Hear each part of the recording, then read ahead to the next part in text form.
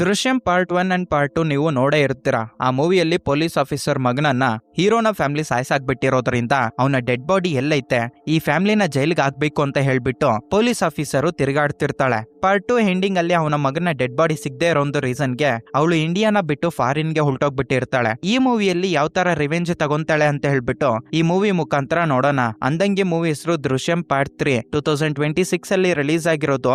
ಇನ್ನ ಮೂವಿ ಕಡೆ ಹೋಗೋದಕ್ಕೂ ಮೊದ್ಲು ನಮ್ ಕಡೆಯಿಂದ ಚಿಕ್ಕ ರಿಕ್ವೆಸ್ಟ್, ಇನ್ನ ಯಾರಾದ್ರೂ ನಮ್ ಚಾನಲ್ ನ ಸಬ್ಸ್ಕ್ರೈಬ್ ಮಾಡ್ಕೊಂಡಿಲ್ಲ ಅಂದ್ರೆ ಸಬ್ಸ್ಕ್ರೈಬ್ ಮಾಡ್ಕೊಂಡು ಈ ವಿಡಿಯೋಗೆ ಒಂದು ಲೈಕ್ ಮಾಡಿ. ಮೂವಿ ಓಪನಿಂಗ್ ಸೀನ್ ಅಲ್ಲೇ ಜಾರ್ಜ್ ನ ನೋಡಿಸ್ತಾರೆ. ಆಕ್ಚುಲಿ ಇವನ ಲೈಫ್ ಅಲ್ಲಿ ಏನೆಲ್ಲ ಇನ್ಸಿಡೆಂಟ್ಸ್ ನಡೆದಿರ್ತಾವೋ ಒಂದು ಸ್ಟೋರಿ ಆಗಿ ಬರ್ಕೊಂಡು ಮೂವಿನ ಪ್ರೊಡ್ಯೂಸ್ ಮಾಡಿರ್ತಾನೆ. ಇವನ ಲಕ್ಕೇನಪ್ಪ ಅಂದ್ರೆ ಇವನ ಲೈಫ್ ಅಲ್ಲಿ ಏನ್ ನಡೆದೈತೆ ಅಂತ ಹೇಳ್ಬಿಟ್ಟು ಪ್ರತಿಯೊಬ್ಬರಿಗೂ ಇಂಟ್ರೆಸ್ಟ್ ಇರೋದ್ರಿಂದ ಆ ಮೂವಿಯಲ್ಲಿ ಏನೆಲ್ಲ ತೋರಿಸಿರ್ತಾರೆ ಅಂತ ತಿಳ್ಕೊಳ್ಳೋದಕ್ಕೆ ತುಂಬಾ ಜನರು ಹೋಗೋದ್ರಿಂದ ಇವನ ಮೂವಿ ತುಂಬಾ ಪ್ರಮೋಷನ್ ಆಗೋಗ್ಬಿಡುತ್ತೆ. ಇದರಿಂದ ಪ್ರತಿಯೊಂದು ಚಾನಲ್ ಅಲ್ಲೂ ಕೂಡ ಇವನ ಮೂವಿ ಬಗ್ಗೆನೆ ಬರ್ತಿರೋದ್ರಿಂದ ಜಾರ್ಜ್ ಹಾಗೆ ಜಾರ್ಜ್ ಫ್ಯಾಮಿಲಿ ತುಂಬಾ ಖುಷಿ ಪಡ್ತಿರ್ತಾರೆ. ಅದರಲ್ಲೂ ಈ ಮೂವಿಯಲ್ಲಿ ಹೀರೋ ಆಗಿ ನಟನೆ ಮಾಡಿರೋನ್ಗೆ ಇದೇ ಫಸ್ಟ್ ಬ್ಲಾಕ್ ಬಸ್ಟರ್ ಮೂವಿ ಆಗಿರುತ್ತೆ. ಈ ಮೂವಿ 100 ಕೋಟಿ ಕಲೆಕ್ಷನ್ಸ್ ಗೆ ಹತ್ತಿರದಲ್ಲಿ ಇರುತ್ತೆ. ಇದರಿಂದ ಪ್ರತಿಯೊಂದು ನ್ಯೂಸ್ ಚಾನಲ್ ಅಲ್ಲೂ ಇದ್ರ ಬಗ್ಗೆನೆ ಬರ್ತಿರೋದ್ರಿಂದ ಫಾರಿನ್ ಗೆ ಗೀತಾ ಹೊರಟೋಗ್ಬಿಟ್ಟಿರ್ತಾಳೆ ಅಲ್ವಾ, ಅವಳು ತುಂಬಾ ಡಿಪ್ರೆಸ್ಡ್ ಆಗೋಗ್ಬಿಟ್ಟಿರ್ತಾಳೆ. ಈ ನ್ಯೂಸ್ ಚಾನಲ್ ಅಲ್ಲಿ ಜಾರ್ಜ್ ಫ್ಯಾಮಿಲಿ ಬಗ್ಗೆ ಬರ್ತಿರೋದನ್ನ ನೋಡಿ ಜಾರ್ಜ್ ಫ್ಯಾಮಿಲಿ ಬಗ್ಗೆನೆ ಥಿಂಕ್ ಮಾಡ್ತಿರ್ತಾಳೆ. ಕಟ್ ಮಾಡಿದ್ರೆ ಡಾಕ್ಟರ್ ರಜನಿ ಹತ್ರ ಅಂಜು ಟ್ರೀಟ್ಮೆಂಟ್ ತಗೊಳ್ಳೋದಕ್ಕೆ ಬಂದಿರ್ತಾಳೆ. ಇವಾಗ ನಮ್ಗೆ ಗೊತ್ತಾಗೋ ಇನ್ನೊಂದು ವಿಷಯ ಏನಪ್ಪಾ ಅಂದ್ರೆ ಅಂಜು ಆ ಮರ್ಡರ್ ಕೇಸ್ ಅಲ್ಲಿ ಸಿಕ್ಕಾಕೊಂಡಿರ್ತಾಳೆ ಅಲ್ವಾ. ಅದಾದ್ಮೇಲೆ ಇವಳೊಂದು ಟ್ರೋಮಾಗೆ ಹೊರಟೋಗ್ಬಿಟ್ಟಿರ್ತಾಳೆ. ಈ ಟ್ರೀಟ್ಮೆಂಟ್ ತಗೊಂತಾ ಇರೋದ್ರಿಂದ ಇವಳಿಗೆ ಇವಾಗ ಯಾವುದೇ ಸಮಸ್ಯೆ ಇರೋದಿಲ್ಲ, ಯಾವುದೇ ಟ್ರೋಮಾದಲ್ಲೂ ಕೂಡ ಇವಳು ಇರೋದಿಲ್ಲ. ಹ್ಯಾಪಿಯಾಗಿ ಇವಳು ಪ್ರಶಾಂತವಾಗಿ ಇವಳ ಲೈಫ್ ನ ಲೀಡ್ ಮಾಡ್ತಿರ್ತಾಳೆ. ಡಾಕ್ಟರ್ ಹತ್ರ ಸೆಷನ್ ಕಂಪ್ಲೀಟ್ ಮಾಡ್ಕೊಂಡು ಮನೆಗೆ ಹೋಗ್ತಿರುವಾಗ ಅಂಜುನ ಚರಣ್ ಹಾಗೆ ಮಧು ಇವರಿಬ್ರು ಫಾಲೋ ಮಾಡ್ತಿರ್ತಾರೆ. ಆಕ್ಚುಲಿ ಇವರು ಮಲಯಾಳಂ 24 ಅನ್ನೋ ಒಂದು ನ್ಯೂಸ್ ಚಾನಲ್ ಅಲ್ಲಿ ರಿಪೋರ್ಟರ್ಸ್ ಆಗಿ ವರ್ಕ್ ಮಾಡ್ತಿರ್ತಾರೆ. ಮತ್ತಯ್ಯ ಅನ್ನೋ ಒಬ್ಬ ವ್ಯಕ್ತಿ ಅಂಜುಗೆ ಮದುವೆ ಮಾಡ್ಬೇಕು ಅಂತ ಹೇಳಿ ಮ್ಯಾರೇಜ್ ಬ್ರೋಕರ್ ಆಗಿ ಮದುವೆ ಹುಡುಗನನ್ನ ಹುಡುಕಾಡ್ತಿರ್ತಾನೆ. ಜಾರ್ಜ್ ಹತ್ರ ಮಾತಾಡ್ಕೊಂಡು ಲಾಸ್ಟ್ ಟೈಮ್ ಒಬ್ಬ ಹುಡುಗ ಬಂದು ನೋಡ್ಕೊಂಡು ಹೋಗಿದ್ನಲ್ವಾ, ಅವನಿಗೆ ಅಂಜುನ ಮದುವೆ ಮಾಡ್ಕೊಳ್ಳೋದು ಇಷ್ಟ ಇಲ್ವಂತೆ. ನನಗೆ ಗೊತ್ತಿರೋ ಪ್ರಕಾರ ಯಾರೋ ಅವರಿಗೆ ಕಾಲ್ ಮಾಡಿ ಅಂಜುಗೆ ಮೆಂಟಲ್ ಹೆಲ್ತ್ ಸರಿ ಇಲ್ಲ ಅಂತ ಹೇಳಿದ್ದಾರೆ, ಇದರಿಂದನೇ ಅವರು ಮ್ಯಾರೇಜ್ ಕ್ಯಾನ್ಸಲ್ ಮಾಡ್ಕೊಂಡಿರೋದು ಅಂತ ಹೇಳೋದ್ರಿಂದ ಜಾರ್ಜ್ ಹಾಗೆ ಅವನ ಹೆಂಡತಿ ತುಂಬಾ ಫೀಲ್ ಆಗ್ತಾರೆ. ಆಕ್ಚುಲಿ ಹೇಳ್ಬೇಕಂದ್ರೆ ಇವಾಗ ಅಂಜುಗೆ ಯಾವುದೇ ಪ್ರಾಬ್ಲಮ್ ಇರೋದಿಲ್ಲ, ಇವಳು ಇವಾಗ ರಿಕವರಿ ಆಗೋಗ್ಬಿಟ್ಟಿರ್ತಾಳೆ. ರಾಣಿ ತನ್ನ ಗಂಡನ ಹತ್ರಕ್ಕೆ ಬಂದು ಈ ಮ್ಯಾರೇಜ್ ಕೂಡ ಕ್ಯಾನ್ಸಲ್ ಆಯ್ತಾ, ಇನ್ನೇನ್ ಮಾಡೋದಕ್ಕಾಗುತ್ತೆ ಅಂತ ಬಾಧೆ ಪಡ್ತಿರುವಾಗ ನೀನೇನು ಬಾಧೆ ಪಡೋದಕ್ಕೆ ಹೋಗ್ಬೇಡ, ಅಂಜುಗೆ ಇನ್ನ ಚೆನ್ನಾಗಿರೋ ಹುಡುಗನನ್ನ ಹುಡ್ಕೋಣ ಅಂತ ಹೇಳಿ ಜಾರ್ಜ್ ತನ್ನ ಹೆಂಡತಿಗೆ ಸಮಾಧಾನ ಮಾಡ್ತಾನೆ. ನೆಕ್ಸ್ಟ್ ಸೀನ್ ಅಲ್ಲಿ ಡಾಕ್ಟರ್ ರಜನಿ ಜಾರ್ಜ್ ಆಗಿ ತನ್ನ ಹೆಂಡತಿನ ಕರ್ಸಿ ನಿಮ್ಮ ಮಕ್ಕಳ ಆ ಕೇಸ್ ಇಂದ ಇನ್ನ ಆಚೆಗಡೆ ಬಂದಿಲ್ಲ, ಆ ಕೇಸ್ ಬಗ್ಗೆ ಅವ್ರಿಗೆ ತುಂಬಾ ಡೌಟ್ಸ್ ಇದಾವೆ, ಅದನ್ನ ಕ್ಲಾರಿಫೈ ಮಾಡ್ಬೇಕಾಗಿರೋದು ಕೂಡ ನೀವೇ. ನಿಮ್ಮ ಮಕ್ಕಳು ಇದರಿಂದ ಆಚೆಗಡೆ ಬರ್ಬೇಕು ಅಂದ್ರೆ ಅವ್ರನ್ನ ಎಲ್ಲಾದ್ರೂ ಆಚೆಗಡೆ ಕರ್ಕೊಂಡೋಗಿ ಅವ್ರಿಗೇನಾದ್ರೂ ಡೌಟ್ಸ್ ಇದ್ರೆ ಅದನ್ನ ಕ್ಲಾರಿಫೈ ಮಾಡಿ, ಆವಾಗ ನಿಮ್ಮ ಮಕ್ಕಳು ಆ ಕೇಸ್ ಟ್ರೋಮಾದಿಂದ ಆಚೆಗಡೆ ಬರ್ತಾರೆ ಅಂತ ಹೇಳೋದ್ರಿಂದ ನೆಕ್ಸ್ಟ್ ಡೇನೆ ಜಾರ್ಜ್ ತನ್ನ ಮಕ್ಕಳನ್ನ ಕರ್ಕೊಂಡು ಒಂದು ರೆಸಾರ್ಟ್ಗೆ ಹೋಗ್ತಾನೆ. ಅಲ್ಲಿಗೆ ಜಾರ್ಜ್ ಲಾಯರ್ ನ ಕರ್ಸಿ ಅವರ ಮಕ್ಕಳ ಹತ್ರ ಹೇಳ್ತಾನೆ, ನಿಮ್ಗೇನಾದ್ರೂ ಡೌಟ್ಸ್ ಇದ್ರೆ ಈ ಕೇಸ್ ಬಗ್ಗೆ ನಮ್ಮ ಲಾಯರ್ ನ ಕೇಳಿ, ಅವರು ನಿಮ್ಗೆ ಡಿಟೇಲ್ಡ್ ಆಗಿ ಕ್ಲಾರಿಫೈ ಮಾಡ್ತಾರೆ ಅಂತ. ಆವಾಗ ಮಕ್ಕಳಿಬ್ರು ಆ ಕೇಸ್ ಬಗ್ಗೆ ಏನಾಯ್ತು, ಆ ಕೇಸ್ ಯಾವಾಗ ಕ್ಲೋಸ್ ಆಗುತ್ತೆ, ಮತ್ತೆ ಏನಾದ್ರೂ ಆ ಕೇಸ್ ಇಂದ ನಮ್ಗೆ ಪ್ರಾಬ್ಲಮ್ ಏನಾದ್ರೂ ಕ್ರಿಯೇಟ್ ಆಗ್ಬೋದಾ ಅಂತ ಕೇಳಿದಕ್ಕೆ ಆವಾಗ ಲಾಯರ್ ಅಂತಾಳೆ, ಟೆಕ್ನಿಕಲಿ ಹೇಳ್ಬೇಕಂದ್ರೆ ಆ ಕೇಸ್ ಇನ್ನ ಕ್ಲೋಸ್ ಆಗಿಲ್ಲ, ಬಟ್ ಪ್ರಾಕ್ಟಿಕಲಿ ಕ್ಲೋಸ್ ಆಗೋಗ್ಬಿಟ್ಟೈತೆ. ಇಲ್ಲಿ ಪಾಯಿಂಟ್ ಏನಪ್ಪಾ ಅಂದ್ರೆ ಅವ್ರಿಗೆ ಏನಾದ್ರೂ ಒಂದು ಎವಿಡೆನ್ಸ್ ಸಿಗೋವರ್ಗುನು ಕೂಡ ಈ ಕೇಸ್ ನ ಓಪನ್ ಮಾಡೋದಕ್ಕಾಗಲ್ಲ, ಈ ಕೇಸ್ ಬಗ್ಗೆ ಏನು ವಿಚಾರಣೆ ಕೂಡ ಮಾಡೋದಕ್ಕಾಗೋದಿಲ್ಲ. ನೀವೇನು ಭಯ ಪಡೋದಕ್ಕೆ ಹೋಗ್ಬೇಡಿ, ಪ್ರಾಕ್ಟಿಕಲಿ ಈ ಕೇಸು ಕ್ಲೋಸ್ ಆಗೋಗ್ಬಿಟ್ಟೈತೆ. ಇಂಡಿಯಾದಲ್ಲಿ ತುಂಬಾ ಕೇಸುಗಳು ಸಾಲೋ ಆಗ್ದಿರಾ ಹಾಗೆ ಇದಾವೆ, ಅದರಲ್ಲಿ ಈ ಕೇಸು ಕೂಡ ಒಂದಾಗುತ್ತೆ ಅಂತ ಲಾಯರ್ ಅಂತಾಳೆ. ಸಾಬು ಅನ್ನೋ ಸಸ್ಪೆಂಡ್ ಪೊಲೀಸ್ ಆಫೀಸರ್ ಹತ್ರಕ್ಕೆ ಚರಣ್ ಹಾಗೆ ಮಧು ಇವರಿಬ್ರು ಬಂದು ಜಾರ್ಜ್ ಕೇಸಲ್ಲಿ ನಮ್ಗೆ ಏನಾದ್ರೂ ಹೆಲ್ಪ್ ಮಾಡೋದಕ್ಕೆ ಆಗುತ್ತಾ, ನೀವೇನಾದ್ರೂ ಆ ತರ ನಮ್ಗೆ ಹೆಲ್ಪ್ ಮಾಡಿದ್ರೆ ನಿಮ್ಗೆ ಸ್ವಲ್ಪ ಹಣ ಕೊಡ್ತೀವಿ ಅಂತ ಹೇಳೋದ್ರಿಂದ ಸಾಬುನು ಕೂಡ ಅದಕ್ಕೆ ಒಪ್ಕೊಂತಾನೆ. ಆಕ್ಚುಲಿ ಹೇಳ್ಬೇಕಂದ್ರೆ ಈ ನ್ಯೂಸ್ ಚಾನೆಲ್ಸ್ ಅವರು ಅವರ TRP ರೇಟ್ ನ ಬೆಳೆಸ್ಕೋಬೇಕು ಅಂತ ಹೇಳ್ಬಿಟ್ಟು ಜಾರ್ಜ್ ಕೇಸ್ ಅಲ್ಲಿ ಏನಾದ್ರೂ ಒಂದು ಎವಿಡೆನ್ಸ್ ಸಿಗುತ್ತಾ ಅಂತ ಹೇಳ್ಬಿಟ್ಟು ಇವರು ಹುಡ್ಕಾಡ್ತಿರ್ತಾರೆ. ಕಟ್ ಮಾಡಿದ್ರೆ ಜಾರ್ಜ್ ದೃಶ್ಯಂ ಮೂವಿನ ಪ್ರೊಡ್ಯೂಸ್ ಮಾಡಿರ್ತಾನಲ್ವಾ, ಅದು ಥಿಯೇಟರ್ ಅಲ್ಲಿ ಓಡ್ತಿರುವಾಗ್ಲೇ ಯೂಟ್ಯೂಬ್ ಗೆ ಲೀಕ್ ಆಗೋಗ್ಬಿಟ್ಟಿರುತ್ತೆ. ಇದರಿಂದ ಪೊಲೀಸ್ ಸ್ಟೇಷನ್ ಗೆ ಹೋಗಿ ಕಂಪ್ಲೇಂಟ್ ಕೊಟ್ಟು ಅದನ್ನ ರಿಮೂವ್ ಮಾಡಿಸ್ಬೇಕು ಅಂತ ಹೇಳ್ಬಿಟ್ಟು ಹೀರೋ ಹರಿಕುಮಾರ್ ಗೆ ಕಾಲ್ ಮಾಡಿ ನಾನು ಪೊಲೀಸ್ ಸ್ಟೇಷನ್ ಹತ್ರಕ್ಕೆ ಹೋಗ್ತಾ ಇದ್ದೀನಿ, ನೀವು ಕೂಡ ಅಲ್ಲಿಗೆ ಬನ್ನಿ ಅಂತ ಹೇಳ್ಬಿಟ್ಟು ಇವನು ಪೊಲೀಸ್ ಸ್ಟೇಷನ್ ಹತ್ರಕ್ಕೆ ಹೋಗ್ತಾನೆ. ಸರಿಯಾಗಿ ಅದೇ ಟೈಮ್ಗೆ ಜಾರ್ಜ್ ಗೆ ಸುರೇಶ್ ಅನ್ನೋ ಒಬ್ಬ ವ್ಯಕ್ತಿ ಕಾಣಿಸ್ಕೊಂತಾನೆ. ಅನ್ಕೊಂತಾನೆ. ಆಕ್ಚುಲಿ ಹೇಳ್ಬೇಕಂದ್ರೆ ಇವನು 2 months ಬ್ಯಾಕೆ ಪೊಲೀಸ್ ಆಫೀಸರ್ ಆಗಿ ರಿಟೈರ್ಮೆಂಟ್ ತಗೊಂಡಿರ್ತಾನೆ. ಹೌದು, ನಿಮ್ಮ ಕೇಸು ಕ್ಲೋಸ್ ಆಗೋಗ್ಬಿಡ್ತಾ ಅಂತ ಕೇಳಿದ್ದಕ್ಕೆ ಅದಕ್ಕೆ ಜಾರ್ಜ್ ಇದ್ಕೊಂಡು ನನಗಿನ್ನ ಸರಿಯಾಗಿ ಗೊತ್ತಿಲ್ಲ ಸರ್, ಏನಾಗುತ್ತೋ ನಾನು ಕೂಡ ನೋಡ್ತಾ ಇದ್ದೀನಿ ಅಂತ ಹೇಳ್ದಾಗ ಆವಾಗ ಸುರೇಶ್ ಇದ್ಕೊಂಡು ನನ್ನ ಮಗ 2 ಶಾರ್ಟ್ ಫಿಲ್ಮ್ಸ್ ಕೂಡ ತೆಗ್ದಿದ್ದಾನೆ, ಅವನಿಗೇನಾದ್ರೂ ಸ್ವಲ್ಪ ಸಹಾಯ ಮಾಡೋದಕ್ಕೆ ಆಗುತ್ತಾ? ನನಗೆ ಯಾರು ಕೂಡ ಡೈರೆಕ್ಷನ್ ಡಿಪಾರ್ಟ್ಮೆಂಟ್ ಅಲ್ಲಿ ಗೊತ್ತಿಲ್ಲ ಅಂತ ಹೇಳಿದ್ದಕ್ಕೆ ಖಂಡಿತ ನಾನು ಏನಾದ್ರೂ ನಿಮ್ಗೆ ಹೆಲ್ಪ್ ಮಾಡ್ತೀನಿ ಅಂತ ಹೇಳಿ ಅಷ್ಟೊತ್ತಿಗೆ ಹೀರೋ ಹರಿಕುಮಾರ್ ಅಲ್ಲಿಗೆ ಬರೋದ್ರಿಂದ ಇಬ್ರು ಸೇರಿ ಪೊಲೀಸ್ ಆಫೀಸರ್ ಹತ್ರ ಮಾತಾಡೋದಕ್ಕಂತ ಹೋಗ್ತಾರೆ. ಇವರ ಮೂವಿ ಯೂಟ್ಯೂಬ್ ಅಲ್ಲಿ ಲೀಕ್ ಆಗಿರುತ್ತಲ್ವಾ, ಅದನ್ನ ಸ್ಟಾಪ್ ಮಾಡಿಸ್ಬೇಕು ಅಂತ. ಕಟ್ ಮಾಡಿದ್ರೆ ನೆಕ್ಸ್ಟ್ ಸೀನ್ ಅಲ್ಲಿ ದೃಶ್ಯ ಮೂವಿನ ಡೈರೆಕ್ಷನ್ ಮಾಡಿರೋ ಡೈರೆಕ್ಟರ್ ಅಲ್ಲಿಗೆ ಬಂದು, ನೀವು ನನ್ನನ್ನ ನಂಬಿ ಫಸ್ಟ್ ಫಿಲಿಮ್ ನನಗೆ ಕೊಟ್ಟಿರೋದ್ರಿಂದ ನನಗಿವಾಗ ಸೆಕೆಂಡ್ ಫಿಲಿಮ್ ಕೂಡ ಓಕೆ ಆಗೈತೆ, ನನ್ನ ಸಿನಿಮಾದಲ್ಲಿ ಆಕ್ಟಿಂಗ್ ಮಾಡೋದಕ್ಕೆ ರೆಡಿ ಆಗಿದ್ದಾರೆ ಅಂತ ಹೇಳೋದ್ರಿಂದ ಜಾರ್ಜನು ಕೂಡ ತುಂಬಾ ಖುಷಿ ಪಡ್ತಾನೆ. ಆವಾಗ ಜಾರ್ಜ್ ಡೈರೆಕ್ಟರ್ ಹತ್ರ ನನಗೊಂದು ಸಹಾಯ ಬೇಕಾಗಿತ್ತು ಅಂತ ಹೇಳಿ ನೆಕ್ಸ್ಟ್ ಸೀನ್ ಅಲ್ಲಿ ಸುರೇಶ್ಗೆ ಕಾಲ್ ಮಾಡಿ, ನಿನ್ನ ಮಗ 2 ಶಾರ್ಟ್ ಫಿಲಿಮ್ಸ್ ತೆಗ್ದಿದ್ದಾನೆ ಅಂತ ಹೇಳ್ತಾ ಇದ್ದೆ ಅಲ್ವಾ, ನಾನು ಡೈರೆಕ್ಟರ್ಗೆ ಹೇಳಿದ್ದೀನಿ, ನಿನ್ನ ಮಗ ಒಂದು ಬಾರಿ ಹೋಗಿ ಡೈರೆಕ್ಟರ್ನ ಮೀಟ್ ಆಗೋದಕ್ಕೆ ಹೇಳು ಅಂತ ಹೇಳಿ ಸುರೇಶ್ಗೆ ಹೇಳೋದ್ರಿಂದ ಇವನ ಮಗನಿಗೆ ಮೂವಿ ಡಿಪಾರ್ಟ್ಮೆಂಟ್ ಅಲ್ಲಿ ಅವಕಾಶ ಮಾಡಿಕೊಟ್ಟಿರೋ ಜಾರ್ಜ್ಗೆ ಮನಸ್ಫೂರ್ತಿಯಾಗಿ ಥ್ಯಾಂಕ್ ಯು ಅಂತ ಹೇಳ್ತಾನೆ. ಅದೇ ದಿನ ರಾತ್ರಿ ಅವನ ಮನೆ ಮುಂದೆ ತೋಟೆ ಇರುತ್ತಲ್ವಾ, ಅಲ್ಲಿ ಯಾರೋ ಟಾರ್ಚ್ ಲೈಟ್ ನ ಯೂಸ್ ಮಾಡಿರೋ ತರ ಅನ್ಸೋದ್ರಿಂದ ಇವನು ಆಚೆಗಡೆ ಬಂದು ಚೆಕ್ ಮಾಡ್ತಾನೆ. ಬಟ್ ಇವನಿಗೆ ಅಲ್ಲಿ ಯಾರು ಕಾಣಿಸೋದಿಲ್ಲ. ಕಟ್ ಮಾಡಿದ್ರೆ ನೆಕ್ಸ್ಟ್ ಡೇ ಮಾರ್ನಿಂಗ್ ಜೋಶ್ ತನ್ನ ಹೆಂಡತಿನ ಕರ್ಕೊಂಡ್ ಬಂದು, ಅವತ್ತು ನಿಮ್ಮ ಬಗ್ಗೆ ಪೊಲೀಸರಿಗೆ ಹೇಳ್ಬಾರ್ದಾಗಿತ್ತು, ನಿಮ್ಮನ್ನ ನಾನು ಹಿಡ್ಕೊಟ್ಟಿರೋದ್ರಿಂದ ನಮ್ಮ ಮನೆಯಲ್ಲಿ ಯಾವ್ದು ಸರಿಯಾಗಿ ನಡೀತಾ ಇಲ್ಲ, ರೀಸೆಂಟ್ ಆಗಿ ನಮ್ಮ ತಾಯಿನೂ ಕೂಡ ತೀರ್ಕೊಂಡ್ರು, ಅದ್ರ ಜೊತೆಗೆ ನಾವು ಟೌನ್ ಅಲ್ಲಿ ಸ್ಟಾರ್ಟ್ ಮಾಡಿರೋ ಒಂದು ಬೇಕರಿನೂ ಕೂಡ ನಿಮ್ಮ ಫ್ಯಾಮಿಲಿ ಶಾಪ ಏನಾದ್ರೂ ಬಿದ್ದೈತೇನೋ, ಅದಕ್ಕೆ ನಾವು ಕ್ಷಮಾಪಣೆ ಕೇಳೋದಕ್ಕೆ ಇಲ್ಲಿಗೆ ಬಂದಿದೀವಿ ಅಂತ ಹೇಳೋದ್ರಿಂದ ಅದಕ್ಕೆ ಜೋಸೆಫ್ ಇದ್ಕೊಂಡು, ನೀನ್ ಆ ತರ ಥಿಂಕ್ ಮಾಡೋದಕ್ಕೆ ಹೋಗ್ಬೇಡ, ನೀನು ನನ್ನ ಬಗ್ಗೆ ಪೊಲೀಸರಿಗೆ ಹೇಳಿರೋದ್ರಿಂದಾನೇ ಆ ಕೇಸು ಸ್ವಲ್ಪ ಬೇಗ ಮುಗೀತು, ನಿನ್ಗೇನಾದ್ರೂ ಫೈನಾನ್ಷಿಯಲಿ ಪ್ರಾಬ್ಲಮ್ ಇದ್ರೆ ನಾನೇ ನಿನಗೆ ಹೆಲ್ಪ್ ಮಾಡ್ತೀನಿ ಅಂತ ಹೇಳ್ಬಿಟ್ಟು ಅವನ ಬೇಕರಿಗೆ ಏನೋ ಸ್ವಲ್ಪ ಅಮೌಂಟ್ ಬೇಕಾಗಿದ್ರೆ ಜಾರ್ಜ್ ಅವನಿಗೆ ಸ್ವಲ್ಪ ಅಮೌಂಟ್ ಕೊಡ್ತಾನೆ. ನಂತರ ಶ್ರೇಯಾ ಅನ್ನೋ ಒಂದು ಹುಡುಗಿ ಇವರ ಮನೆಗೆ ಬಂದು ಜಾರ್ಜ್ ಹತ್ರ ಮಾತಾಡ್ತಿರ್ತಾಳೆ. ಆಕ್ಚುಲಿ ಹೇಳ್ಬೇಕಂದ್ರೆ ಶ್ರೇಯಾ ಬಂದ್ಬಿಟ್ಟು ಈ ಚರ್ಚ್ ಹತ್ರ ಸಮಾಧಿಗಳನ್ನ ಹಾಗೆ ಒಬ್ಬ ಪತ್ರೋಸ್ ಅನ್ನೋನು ಇರ್ತಾನಲ್ವಾ, ಅವನ ಮಗಳೇ ಈ ಶ್ರೇಯಾ ಆಗಿರ್ತಾಳೆ. ನಿಜ ಹೇಳ್ಬೇಕಂದ್ರೆ ಪತ್ರೋಸ್ಗೆ ಇವಾಗ ಕ್ಯಾನ್ಸರ್ ಇರೋದ್ರಿಂದ ಅವನು ಬೆಡ್ ಮೇಲೆ ಬಿದ್ದೋಗ್ಬಿಟ್ಟಿರ್ತಾನೆ. ಜಾರ್ಜ್ ಇವರ ಫ್ಯಾಮಿಲಿಗೆ ಫೈನಾನ್ಷಿಯಲಿ ತುಂಬಾ ಸಪೋರ್ಟ್ ಮಾಡಿರ್ತಾನೆ ಅಂತ ಹೇಳ್ಕೋಬಹುದು. ಶ್ರೇಯಾ ಜಾರ್ಜ್ ಹತ್ರ ಮಾತಾಡ್ಕೊಂಡು ಮನೆಗೆ ಹೋಗ್ತಿರುವಾಗ ಮಧು ಹಾಗೆ ಚರಣ್ ಇಬ್ರುನು ಈ ಹುಡುಗಿ ಫೋಟೋಸ್ ನ ಕ್ಲಿಕ್ ಮಾಡ್ಕೊಂತಾರೆ. ನಂತರ ಶ್ರೇಯಾ ಬಸ್ಸಲ್ಲಿ ಹೋಗ್ತಿರುವಾಗ ಮಧು ಇವಳ ಪಕ್ಕದಲ್ಲೇ ಬಂದು ಕುತ್ಕೊಂಡು, ನಿಮ್ಮನ್ನ ಎಲ್ಲೋ ನೋಡ್ದಂಗ ಐತೆಲ್ಲ ಅಂತ ಹೇಳಿ ಅವಳ ಜೊತೆ ಮಾತಾಡ್ಕೊಂಡೆ ಶ್ರೇಯಗೆ ಸಂಬಂಧಪಟ್ಟಿರೋ ಸ್ವಲ್ಪ ಇನ್ಫಾರ್ಮೇಶನ್ ನ ಕಲೆಕ್ಟ್ ಮಾಡ್ಕೊಂತಾಳೆ. ಅಂಜುಗೋಸ್ಕರ ಮದುವೆ ಹುಡುಕನನ್ನ ಹುಡುಕಾಡ್ತಿರ್ತಾನಲ್ವಾ ಮತ್ತಯ್ಯ ಅನ್ನೋನು, ಮತ್ತೆ ಇವನ ಹತ್ರಕ್ಕೆ ಬಂದ್ಬಿಟ್ಟು, ಆಕ್ಚುಲಿ ಹೇಳ್ಬೇಕಂದ್ರೆ ಲಾಸ್ಟ್ ಟೈಮು ಮದುವೆ ಹುಡುಗನಿಗೆ ಯಾರೋ ಇಬ್ರು ಕಾಲ್ ಮಾಡಿ ಅಂಜುಗೆ ಮೆಂಟಲ್ ಹೆಲ್ತ್ ಪ್ರಾಬ್ಲಮ್ ಐತೆ, ಅವಳಿಗೆ ಇಷ್ಟ ಆಗ್ದಿರ ಯಾರಾದ್ರೂ ಅವಳನ್ನ ಮುಟ್ಟಿದ್ರೆ ಅವ್ರನ್ನ ಸಾಯ್ಸಾಕ್ಬಿಡ್ತಾಳೆ ಅಂತೆ. ಅದೇ ತರನೇ ವರುಣ್ ಅನ್ನೋ ಹುಡುಗನನ್ನು ಕೂಡ ಸಾಯ್ಸಾಕ್ಬಿಟ್ಟಿದ್ದಾರೆ ಅಂತ ಹೇಳ್ಬಿಟ್ಟು ಅಂಜು ಮೇಲೆ ಸುಳ್ಳು ಹೇಳಿದ್ದಾರೆ. ಇದರಿಂದ ನಾನು ಪ್ರೀವಿಯಸ್ ಆಗಿ ನೋಡಿದ್ನಲ್ವಾ, ಅವ್ರನ್ನು ಕೂಡ ವಿಚಾರಣೆ ಮಾಡಿದ್ದೆ, ಯಾರು ಇವ್ರಿಗೆ ಅಷ್ಟೊಂದು ಕೆಟ್ಟದಾಗಿ ಹೇಳ್ತಿರೋದು ಅಂತ. ಆವಾಗ ನನಗೆ 2 ನಂಬರ್ಸ್ ಸಿಕ್ಕಿದಾವೆ, ಆ ನಂಬರ್ಸ್ ಇವೆ ಅಂತ ಹೇಳ್ಬಿಟ್ಟು ಜಾರ್ಜ್ಗೆ ಕೊಡ್ತಾನೆ. ಅವ್ರು ಯಾರು ಅಂತ ಬೇಗ ಕಂಡಿಡಿದ್ರೆ ನಿನ್ಗೆ ಒಳ್ಳೇದು ಅಂತ ಹೇಳ್ಬಿಟ್ಟು ಮತ್ತೆ ಅಲ್ಲಿಂದ ಹೊರಟೋಗ್ಬಿಡ್ತಾನೆ. ನಂತರ ಜಾರ್ಜ್ ಸುರೇಶ್ಗೆ ಕಾಲ್ ಮಾಡಿ ಒಂದತ್ರ ಮೀಟ್ ಆಗ್ತಾನೆ. ಈ ತರ ಯಾರೋ ಇಬ್ಬರು ವ್ಯಕ್ತಿಗಳು ನನ್ನ ಮಗಳನ್ನ ಮದುವೆ ಮಾಡ್ಕೊಳ್ಳೋದಕ್ಕೆ ಬಂದಿರೋ ಹುಡುಗರಿಗೆ ಕಾಲ್ ಮಾಡಿ ಈ ತರ ಕೆಟ್ಟದಾಗಿ ನನ್ನ ಮಗಳ ಬಗ್ಗೆ ಹೇಳ್ತಿದ್ದಾರೆ, ಆ ನಂಬರ್ಸ್ ಯಾವ ಹೆಸರು ಮೇಲೆ ರಿಜಿಸ್ಟರ್ ಆಗೈತೆ, ಅವ್ರು ಎಲ್ಲಿದ್ದಾರೆ ಅಂತ ಕಂಡುಹಿಡಿಯೋದಕ್ಕಾಗುತ್ತಾ ಅಂತ ಹೇಳಿದಕ್ಕೆ ಆವಾಗ ಸುರೇಶ್ ಇವನ್ಗೆ ಸಮಾಧಾನ ಮಾಡಿ, ಆದಷ್ಟು ಬೇಗ ನನಗೆ ಗೊತ್ತಿರೋವರೆಗೆ ಹೇಳಿ, ಈ ನಂಬರ್ಸ್ ಇಲ್ಲಿ ಆಕ್ಟಿವ್ ಆಗಿದಾವೆ ಅಂತ ಹೇಳ್ಬಿಟ್ಟು ನಾನು ಕಂಡುಹಿಡಿತೀನಿ ಅಂತ ಹೇಳ್ಬಿಟ್ಟು ಒನ್ ಡೇ ಆದ್ಮೇಲೆ ಮತ್ತೆ ಇವನನ್ನ ಮೀಟ್ ಆಗ್ತಾನೆ. ಆಕ್ಚುಲಿ ಹೇಳ್ಬೇಕಂದ್ರೆ ಈ ನಂಬರ್ಸ್ ಒಂದೇ ಮೊಬೈಲ್ ಅಲ್ಲಿ ಯೂಸ್ ಮಾಡ್ತಿದ್ದಾರೆ. ಇವಾಗ ಆ ಮೊಬೈಲ್ ಸ್ವಿಚ್ ಆಫ್ ಆಗಿರೋದ್ರಿಂದ ಅದನ್ನ ಟ್ರೇಸ್ ಮಾಡೋದಕ್ಕೆ ಆಗ್ತಿಲ್ಲ. ಆದ್ರೆ ಪ್ರೀವಿಯಸ್ ಈ ಮೊಬೈಲ್ ಅಲ್ಲಿ ಒಂದ್ ನಂಬರ್ ಯೂಸ್ ಮಾಡವ್ರೆ, ಅದು ಜ್ಯೋತಿ ಅನ್ನೋ ಒಂದು ಹೆಸರು ಮೇಲೆ ರಿಜಿಸ್ಟರ್ ಆಗೈತೆ ಅಂತ ಹೇಳೋದ್ರಿಂದ ಆವಾಗ ಜಾರ್ಜ್ಗೆ ಗೊತ್ತಾಗೋಗ್ಬಿಡುತ್ತೆ. ಯಾಕಪ್ಪ ಅಂದ್ರೆ ತುಂಬಾ ವರ್ಷಗಳಿಂದ ಇವನ್ ಜೊತೆನೆ ಇದ್ದು ನಂಬಿಕೆ ಆಗಿರೋ ಒಬ್ಬ ವ್ಯಕ್ತಿ ಆಗಿರೋ ರಾಜನ ಹೆಂಡತಿನೇ ಜ್ಯೋತಿ ಆಗಿರ್ತಾಳೆ. ಇದರಿಂದ ರಾಜನ ಹತ್ರಕ್ಕೆ ಹೋಗಿ ಅವನ ಕೆನ್ನೆ ಮೇಲೆ ಹೊಡೆದು ನನ್ನ ಮಗಳನ್ನ ನೋಡ್ಕೊಳ್ಳೋದಕ್ಕೆ ಬಂದಿರೋ ಮದುವೆ ಅವರಿಗೆ ಕಾಲ್ ಮಾಡಿ, ನೀನೇ ಅಲ್ವಾ ಕೆಟ್ಟದಾಗಿ ಹೇಳ್ತಿರೋದು, ನನ್ ಜೊತೆಗೆ ಇದ್ದು ನನ್ನನ್ನ ಮೋಸ ಮಾಡ್ಬೇಕು ಅಂತ ನಿನಗೆ ಹೇಗೆ ಅನ್ಸ್ತು ಅಂತ ಹೇಳ್ಬಿಟ್ಟು ರಾಜನ್ಗೆ ಹೊಡಿತಾನೆ. ಆವಾಗ ತನ್ನ ಹೆಂಡತಿಯಾಗಿರೋ ಜ್ಯೋತಿ ಬಂದು, ನಿಜ ಹೇಳ್ಬೇಕಂದ್ರೆ ತುಂಬಾ ವರ್ಷಗಳಿಂದ ನಿನ್ ಜೊತೆನೆ ಇದ್ದಾನೆ, ನಿನ್ ಜೊತೆ ಇರೋದ್ರಿಂದ ನನ್ನ ಗಂಡನ್ಗೆ ಕೆಲ್ಸನೂ ಕೂಡ ಹೋಗೈತೆ, ಆ ಟೈಮಲ್ಲಿ ನನ್ನ ಮಗಳ ಎಜುಕೇಶನ್ ಫೀಸನ್ನು ಕೂಡ ಕಟ್ಟೋದಕ್ಕೆ ನಮ್ಮ ಹತ್ರ ಹಣ ಇರ್ಲಿಲ್ಲ.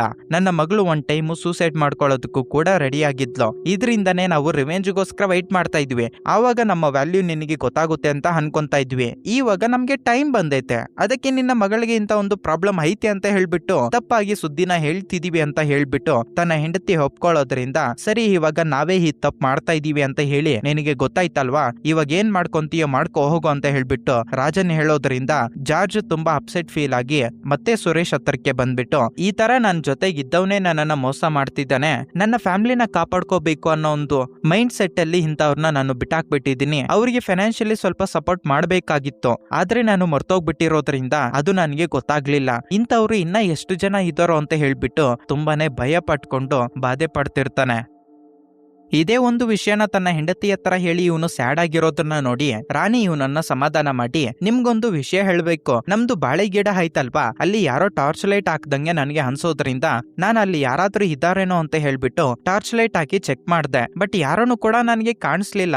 ಸ್ವಲ್ಪ ಹೊತ್ತಾದ್ಮೇಲೆ ಯಾರು ಜೀಪ್ ಹಾಕೊಂಡು ಮುಂದೆ ಒಂದು ರೋಡ್ ಐತೆ ನೋಡಿ, ಅಲ್ಲಿ ಹೋಗ್ತಾ ಇರೋ ತರ ನನಗೆ ಶಬ್ದ ಕೇಳಿಸ್ತು ಅಂತ ಹೇಳೋದ್ರಿಂದ ಅದಕ್ಕೆ ಜಾರ್ಜ್ ಇದ್ಕೊಂಡು ಯಾರಾದ್ರೂ ಬಾಳೆನ್ ಕಿತ್ಕೊಂಡು ಹೋಗೋದಕ್ಕೆ ಬಂದಿರ್ಬೇಕು ಬಿಡು ಅಂತ ಹೇಳಿ ಇವಳನ್ನ ಸಮಾಧಾನ ಮಾಡ್ತಾನೆ. ಬಟ್ ಜಾರ್ಜ್ಗೆ ಒಂದತ್ರ ಡೌಟ್ ಇರುತ್ತೆ, ಯಾರಾದ್ರೂ ಒಬ್ರು ಹಳೆ ಕೇಸ್ನ ಇನ್ವೆಸ್ಟಿಗೇಷನ್ ಶುರು ಮಾಡಿದಾರ ಅಂತ ಹೇಳ್ಬಿಟ್ಟು ಇವನು ಬಂದು ಆ ಬಾಳೆ ಗಿಡದ ಹತ್ರ ಚೆಕ್ ಮಾಡ್ತಿರುವಾಗ ಯಾರೋ ಅಲ್ಲಿ ಹಾರಾಡಿ ಗುಣಿ ಆಗದಂಗೆ ಇವನ್ಗೆ ಕಾಣಿಸುತ್ತೆ. ನೆಕ್ಸ್ಟ್ ಡೇ ಮಾರ್ನಿಂಗ್ ಮತ್ತೆ ಇವನ ಹತ್ರಕ್ಕೆ ಬರೋದ್ರಿಂದ ನಾನ್ ನಿಮ್ ಹತ್ರ ಒಂದು ಕಂಡೀಷನ್ ಇಟ್ಟಿದ್ನಲ್ವಾ, ಫಾರಿನ್ ಹುಡುಗರ್ನ ಹುಡ್ಕೋದಕ್ಕೆ ಹೋಗ್ಬೇಡಿ, ಇಂಡಿಯಾದಲ್ಲಿ ಯಾರಾದ್ರೂ ಒಬ್ಬ ಹುಡುಗ ಇದ್ರೆ ಮದ್ವೆ ಮಾಡ್ಕೊಳ್ಳೋದಕ್ಕೆ ಅಂಜುಗೋಸ್ಕರ ಹುಡುಕಿ ಅಂತ. ಇವಾಗ ಇಂಡಿಯಾನೇ ಅಲ್ಲ, ಫಾರಿನ್ ಅಲ್ಲಿ ಯಾರಾದ್ರೂ ಇದ್ರೆ ಅವ್ರನ್ನು ಕೂಡ ನೋಡೋದಕ್ಕೆ ಹೇಳಿ ಮದುವೆ ಮಾಡಿ ಅಂಜುನ ಫಾರಿನ್ಗೆ ಕಳ್ಸೋಣ ಅಂತ ಹೇಳೋದ್ರಿಂದ ಮತ್ತಯ್ಯನು ಕೂಡ ತುಂಬಾ ಖುಷಿಯಾಗಿ ಸರಿ ಸರ್ ನಾನ್ ನೋಡ್ತೀನಿ ಅಂತ ಹೇಳಿ ಅಲ್ಲಿಂದ ಹೊರಟೋಗ್ಬಿಡ್ತಾನೆ.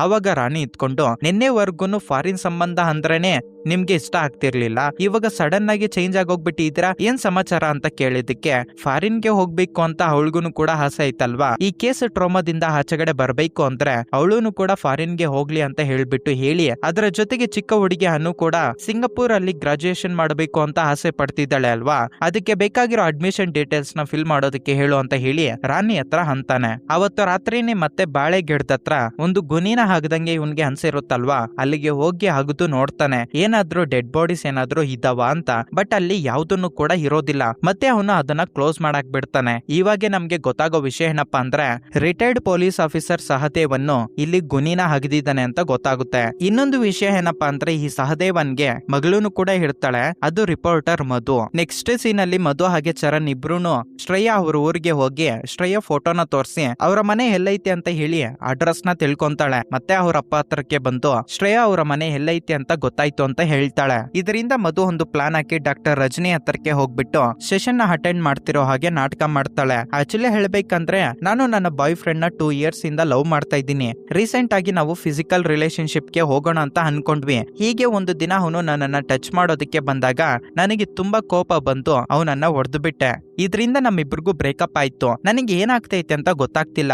ಆಕ್ಚುಲಿ ಹೇಳ್ಬೇಕಂದ್ರೆ ಯೂಟ್ಯೂಬ್ ಅಲ್ಲಿ ನೋಡ್ದೆ ವರುಣ್ ಕೇಸ್ ಅಲ್ಲಿ ಅಂಜು ಅನ್ನೋ ಒಂದು ಹುಡುಗಿ ಸಿಕ್ಕಾಕೊಂಡಿದ್ದಾಳೆ ಅಲ್ವಾ, ಅವಳಿಗೂ ಕೂಡ ಇದೇ ತರ ಆಗ್ತೈತಿ ಅಂತ ಹೇಳ್ಬಿಟ್ಟು ನಾನು ಯೂಟ್ಯೂಬ್ ಅಲ್ಲಿ ನೋಡ್ದೆ. ಮೇಡಮ್ ಅದ್ರ ಬಗ್ಗೆ ನಿಮ್ಗೆ ಏನಾದ್ರೂ ಗೊತ್ತಾ ಅಂತ ಕೇಳಿದಾಗ ಆವಾಗ ಡಾಕ್ಟರ್ ರಜನಿಗೆ ಎಲ್ಲ ಅರ್ಥ ಆಗೋಗ್ಬಿಡುತ್ತೆ, ಇವಳು ನನ್ನ ಹತ್ರ ಇನ್ಫಾರ್ಮೇಶನ್ ನ ಕಲೆಕ್ಟ್ ಮಾಡ್ಕೊಳ್ಳೋದಕ್ಕೆ ಬಂದಿದ್ದಾಳೆ ಅಂತ. ಇದರಿಂದ ಅವಳ ಹತ್ರ ನಗ್ನಗ್ತಾನೆ ಮಾತಾಡ್ಕೊಂಡು ಅವಳು ಅಲ್ಲಿಂದ ಹೋಗಿದ್ದೆ ಜಾರ್ಜ್ಗೆ ಕಾಲ್ ಮಾಡಿ ಈ ತರ ಒಂದು ಮಧು ಅನ್ನೋ ಒಂದು ಹುಡುಗಿ ಬಂದಿದ್ಲು, ನಿನ್ನ ಮಗಳ ಬಗ್ಗೆ ಎಂಕ್ವೈರಿ ಮಾಡ್ತಿದ್ದಾಳೆ ಅಂತ ಹೇಳಿ ಇನ್ಫಾರ್ಮೇಶನ್ ನ ಕೊಡ್ತಾಳೆ. ಮತ್ತೊಂದು ಕಡೆ ಸಹದೇವನ್ನು ವರುಣ್ ಕೇಸ್ ಬಗ್ಗೆ ಇನ್ವೆಸ್ಟಿಗೇಷನ್ ಮಾಡೋದಕ್ಕೆ ಏನಾದ್ರೂ ಎವಿಡೆನ್ಸ್ ಬೇಕಾಗುತ್ತೆ ಅಂತ ಹೇಳ್ಬಿಟ್ಟು ಸಸ್ಪೆಂಡ್ ಪೊಲೀಸ್ ಆಫೀಸರ್ ಸಾಬು ಇರ್ತಾನಲ್ವಾ, ಅವನ ಹತ್ರಕ್ಕೆ ಹೋಗಿ ಇನ್ಫಾರ್ಮೇಶನ್ ನ ಕಲೆಕ್ಟ್ ಮಾಡ್ಕೊಂತಾನೆ. ಮತ್ತಯ್ಯ ಅಂಜುಗೋಸ್ಕರ ಫಾರಿನ್ ಸಂಬಂಧನ ಎತ್ಕೊಂಡ್ ಬಂದು ಇವನ ಹೆಸರು ಹಾವೀರ ಅಂತ ದುಬೈಯಲ್ಲಿ ಬಿಸ್ನೆಸ್ ಮಾಡ್ತಿದ್ದಾನೆ. ಅಮ್ಮ ಬಂದ್ಬಿಟ್ಟು ಹೌಸ್ ವೈಫ್, ಅಪ್ಪ ಬಂದ್ಬಿಟ್ಟು ಒಬ್ಬ ಲೆಕ್ಚರರ್. ನಿಮ್ಗೇನಾದ್ರೂ ಅವ್ರ ಇಷ್ಟ ಆದ್ರೆ ಒಂದು ದಿನ ಬಂದು ಅವರು ನೋಡ್ಕೊಂಡು ಹೋಗ್ತಾರೆ ಅಂತ ಹೇಳೋದ್ರಿಂದ ಅವರ ಫ್ಯಾಮಿಲಿ ಇಷ್ಟ ಆಗಿ ಬಂದು ಅಂಜು ಜೊತೆ ಮಾತಾಡ್ಕೊಂಡು ಇವರಿಬ್ಬರ ಫ್ಯಾಮಿಲೀಸ್ಗೂ ಇಷ್ಟ ಆಗೋದ್ರಿಂದ ಇವರಿಬ್ಬರ ಮ್ಯಾರೇಜ್ ಸೆಟ್ ಆಗೋದು, ಈ ತರ ಎಲ್ಲಾನು ಚಕಚಕ ಅಂತ ನಡೆದೋಗ್ಬಿಡುತ್ತೆ. ಕಟ್ ಮಾಡಿದ್ರೆ ನೆಕ್ಸ್ಟ್ ಸೀನ್ ಅಲ್ಲಿ ಮಧು ಶ್ರೇಯಾ ಅವರ ಮನೆಯಿಂದ ನೀರ್ ಎತ್ಕೊಂಡ್ ಬರ್ತಾ ಇರೋದನ್ನ ನೋಡಿ ನೀವೇನ್ ಮಾಡ್ತಾ ಇದ್ದೀರಾ ಅಂತ ಕೇಳಿದ್ದಕ್ಕೆ ನಮ್ ಕಾರ್ ಇಲ್ಲಿ ನಿಂತೋಗ್ಬಿಟ್ಟೈತೆ, ಅದಕ್ಕೆ ನೀರ್ ಎತ್ಕೊಂಡು ಹೋಗ್ತಾ ಇದ್ದೀನಿ ಶ್ರೇಯಾ ಅಂತ ಹೇಳಿ ಮಧು ಅಲ್ಲಿಗೆ ಹೊರಟೋಗ್ಬಿಡ್ತಾಳೆ. ಆವಾಗ ಶ್ರೇಯಾಗೆ ಸ್ವಲ್ಪ ಡೌಟ್ ಬರುತ್ತೆ, ನಾನು ತುಂಬಾ ದಿನಗಳ ಹಿಂದೆ ಬಸ್ಸಲ್ಲಿ ಅಲ್ವಾ ಇವ್ರನ್ನ ಮೀಟ್ ಆಗಿದ್ದು, ಇವ್ರು ಇನ್ನ ನನ್ನ ಹೆಸರು ನೆನಪಿಟ್ಕೊಂಡಿದ್ದಾರೆ ಅಂತ ಹೇಳ್ಬಿಟ್ಟು ಡೌಟ್ ಬಂದು ಜಾರ್ಜ್ಗೆ ಮೆಸೇಜ್ ಹಾಕ್ತಾಳೆ, ನೀವೊಂದು ಬಾರಿ ನಮ್ಮ ಮನೆಗೆ ಬನ್ನಿ ಅಂತ. ಜಾರ್ಜ್ ಮನೆಗೆ ಬಂದ್ಮೇಲೆ ಈ ತರ ಒಂದು ಹುಡುಗಿ ಬಂದ್ಬಿಟ್ಟು ನನ್ ಫೋಟೋನೆಲ್ಲ ತೋರಿಸಿ ಹೇಳಿ ಈ ಊರಲ್ಲಿ ಡೀಟೇಲ್ಸ್ ಕಲೆಕ್ಟ್ ಮಾಡ್ಕೊಂತಿದ್ದಾಳಂತೆ. ಇದರಿಂದ ನನಗೆ ಸ್ವಲ್ಪ ಡೌಟ್ ಬಂದೈತೆ, ಅದಕ್ಕೆ ನಿಮ್ಗೆ ಇನ್ಫಾರ್ಮ್ ಮಾಡೋಣ ಅಂತ ಇಲ್ಲಿಗೆ ಕರ್ಸಿದೀನಿ ಅಂತ ಹೇಳಿ ಶ್ರೇಯಾ ಮಧು ಬಗ್ಗೆ ಎಲ್ಲಾನು ಹೇಳ್ತಾಳೆ. ಸಾಬು ಐಜಿ ಥಾಮಸ್ ಹತ್ರಕ್ಕೆ ಬಂದು ವರುಣ್ ಕೇಸಲ್ಲಿ ಏನಾದ್ರೂ ಇನ್ವೆಸ್ಟಿಗೇಷನ್ ಕಂಟಿನ್ಯೂ ಮಾಡೋದಕ್ಕೆ ಕ್ಲೂಸ್ ಏನಾದ್ರೂ ಸಿಗ್ತಾವ ಅಂತ ಇನ್ವೆಸ್ಟಿಗೇಷನ್ ಮಾಡೋದಕ್ಕೆ ನನ್ನ ಹತ್ರಕ್ಕೆ ಸಹದೇವನ್ ಬಂದಿದ್ದ ಅಂತ ಐಜಿ ಥಾಮಸ್ ಹತ್ರ ಹೇಳೋದ್ರಿಂದ ಐಜಿ ಬೇರೆ ಪೊಲೀಸರಿಗೆ ಈ ಸಹದೇವನ್ ಬಗ್ಗೆ ನನಗೆ ಇನ್ಫಾರ್ಮೇಶನ್ ಬೇಕು, ಅವ್ನ್ ಏನ್ ಮಾಡ್ತಾನೆ, ಎಲ್ಲಿಗೆ ಹೋಗ್ತಾನೆ, ಎಲ್ಲಾನು ಇನ್ಫಾರ್ಮೇಶನ್ ನನಗೆ ಬೇಕು ಅಂತ ಹೇಳೋದ್ರಿಂದ ಆ ಪೊಲೀಸ್ ಆಫೀಸರ್ಸ್ ಸಹದೇವನ್ ಬಗ್ಗೆ ಇನ್ವೆಸ್ಟಿಗೇಷನ್ ನ ಶುರು ಮಾಡ್ತಾರೆ. ಮತ್ತೊಂದು ಕಡೆ ಸಹದೇವನ್ ರಾಜನ್ ಜೊತೆ ಸೇರ್ಕೊಂಡು ಜಾರ್ಜ್ ಮಗಳಿಗೆ ಅವೀರಾ ಅನ್ನೋನ್ ಜೊತೆ ಮದುವೆ ಸೆಟ್ ಆಗಿರುತ್ತಲ್ವಾ, ಆ ಮದುವೆನ ಕೆಡಿಸ್ಬೇಕು ಅಂತ ಹೇಳಿ ಅವರ ಮನೆಗೆ ಹೋಗ್ತಾರೆ. ಆದ್ರೆ ಅವೀರ್ ಅವರಪ್ಪ ಇವ್ರಿಗೆ ರಿವರ್ಸ್ ಆಗಿ ಮಾತಾಡಿ ಇವ್ರನ್ನ ಅಲ್ಲಿಂದ ಕಳ್ಸ್ಬಿಟ್ಟಿದ್ದ ನೆಕ್ಸ್ಟ್ ಸೆಕೆಂಡ್ಗೆ ಅವರು ಯಾವ ಜೀಪ್ ಅಲ್ಲಿ ಬಂದಿದ್ರು ಅಂತ ಫೋಟೋ ತೆಗೆದು ಜಾರ್ಜ್ಗೆ ವಾಟ್ಸ್ಆಪ್ ಮಾಡಿ ಈ ತರ ಇಬ್ಬರು ವ್ಯಕ್ತಿಗಳು ಬಂದು ನಿನ್ನ ಮಗಳ ಬಗ್ಗೆ ಕೆಟ್ಟದಾಗಿ ಹೇಳ್ತಿದ್ದಾರೆ, ಆದ್ರೆ ನಾವು ನಂಬ್ಲಿಲ್ಲ, ಅವನಿಗೆ ರಿವರ್ಸ್ ಆಗಿ ಮಾತಾಡೋದ್ರಿಂದ ಅವ್ರು ಇಲ್ಲಿಂದ ಹೊರಟೋಗ್ಬಿಟ್ರು ಅಂತ ಹೇಳ್ತಾನೆ. ನಂತರ ಜಾರ್ಜ್ ಅವ್ರು ಹಾಕೊಂಡ್ ಬಂದಿರೋ ಒಂದು ಜೀಪ್ ಯಾವ ಹೆಸರ ಮೇಲೆ ರಿಜಿಸ್ಟರ್ ಆಗೈತೆ ಅಂತ ಹೇಳ್ಬಿಟ್ಟು ಜೋಶ್ ನ ಕರೆದು ತಿಳ್ಕೊ ಅಂತ ಹೇಳ್ತಾನೆ. ಸ್ವಲ್ಪ ತಾದ್ಮೇಲೆ ಸಹದೇವನ್ನು ಡಾಕ್ಟರ್ ರಜನಿ ಹತ್ರಕ್ಕೆ ಹೋಗ್ಬಿಟ್ಟು ಅವಳಿಗೆ ಬೆದರಿಕೆ ಹಾಕ್ತಾನೆ. ಅಂಜುಗೆ ಸಂಬಂಧಪಟ್ಟಿರೋ ಫೈಲು ನನಗೆ ಕೊಡ್ತೀಯೋ ಇಲ್ಲ ನೀನನ್ನ ಸಾಯಿಸ್ಬಿಡ್ಲಾ ಅಂತ. ಇವನು ನನ್ನನ್ನ ಸಾಯಿಸ್ಬಿಡ್ತಾನೇನೋ ಅನ್ನೋ ಒಂದು ಭಯಕ್ಕೆ ಅಂಜುಗೆ ಸಂಬಂಧಪಟ್ಟಿರೋ ಒಂದು ಫೈಲು ಅವನಿಗೆ ಕೊಡ್ತಾಳೆ. ಆಕ್ಚುಲಿ ಹೇಳ್ಬೇಕಂದ್ರೆ ಅಂಜು ತುಂಬಾ ವರ್ಷಗಳಿಂದ ಡಾಕ್ಟರ್ ರಜನಿ ಹತ್ರ ಟ್ರೀಟ್ಮೆಂಟ್ ತಗೊಂತಾ ಇರ್ತಾಳಲ್ವಾ, ಆ ಫೈಲ್ ನ ಕಲೆಕ್ಟ್ ಮಾಡ್ಕೊಳ್ಳೋದಕ್ಕಂತ ಸಹದೇವನ್ನು ಬಂದಿರ್ತಾನೆ. ಇವಾಗ ನೀನು ನಾನು ಹೇಳಿರೋ ಹಾಗೆ ಮಾಡ್ಬೇಕು, ಇಲ್ಲಾಂದ್ರೆ ನಿನ್ನ ಮಗಳನ್ನ ಸಾಯಿಸಾಕ್ಬಿಡ್ತೀನಿ ಅಂತ ಬೆದರಿಕೆ ಹಾಕೋದ್ರಿಂದ ಅವ್ನು ಹೇಳಿರೋ ಹಾಗೆ ಅಂಜು ಫೈಲ್ ಅಲ್ಲಿ ಚೇಂಜಸ್ ನ ಮಾಡ್ತಾಳೆ. 1 ಅವರ್ ಆದ್ಮೇಲೆ ಜಾರ್ಜ್ಗೆ ಕಾಲ್ ಮಾಡಿ ಈ ತರ ಒಬ್ಬ ವ್ಯಕ್ತಿ ಬಂದಿದ್ದ, ಅವ್ನು ಯಾರು ಅಂತ ನನಗೆ ಗೊತ್ತಿಲ್ಲ, ಮೊದ್ಲು ಪೊಲೀಸ್ ಅಂತ ಇಲ್ಲಿಗೆ ಬಂದ, ಬಟ್ ನನ್ನನ್ನ ಬೆದರ್ಸಿ ಆ ಫೈಲ್ ಅಲ್ಲಿ ಸ್ವಲ್ಪ ಚೇಂಜಸ್ ಮಾಡಿಸ್ಕೊಂಡಿದ್ದಾನೆ, ಇಲ್ಲ ಅಂದ್ರೆ ನನ್ನನ್ನ ಸಾಯಿಸಾಕ್ಬಿಡ್ತೀನಿ ಅಂತ ಬೆದರಿಕೆ ಹಾಕ್ದ, ನನಗೆ ಬೇರೆ ದಾರಿ ಇಲ್ದೆ ಆ ಕೆಲಸ ಮಾಡಿದೀನಿ ಅಂತ ಹೇಳ್ತಾಳೆ. ಆವಾಗೆ ಜೋಶ್ ಅಲ್ಲಿಗೆ ಬಂದು ನೀನ್ ಸೆಂಡ್ ಮಾಡಿರೋ ಒಂದು ಜೀಪ್ ನಂಬರ್ ಬಂದ್ಬಿಟ್ಟು ಮೊದ್ಲು ಸಹದೇವನ್ ತಗೊಂಡಿರೋದು ಅದು ಸೆಕೆಂಡ್ ಹ್ಯಾಂಡ್ ಅಲ್ಲಿ ಅಂತ ಹೇಳಿದ್ದೆ.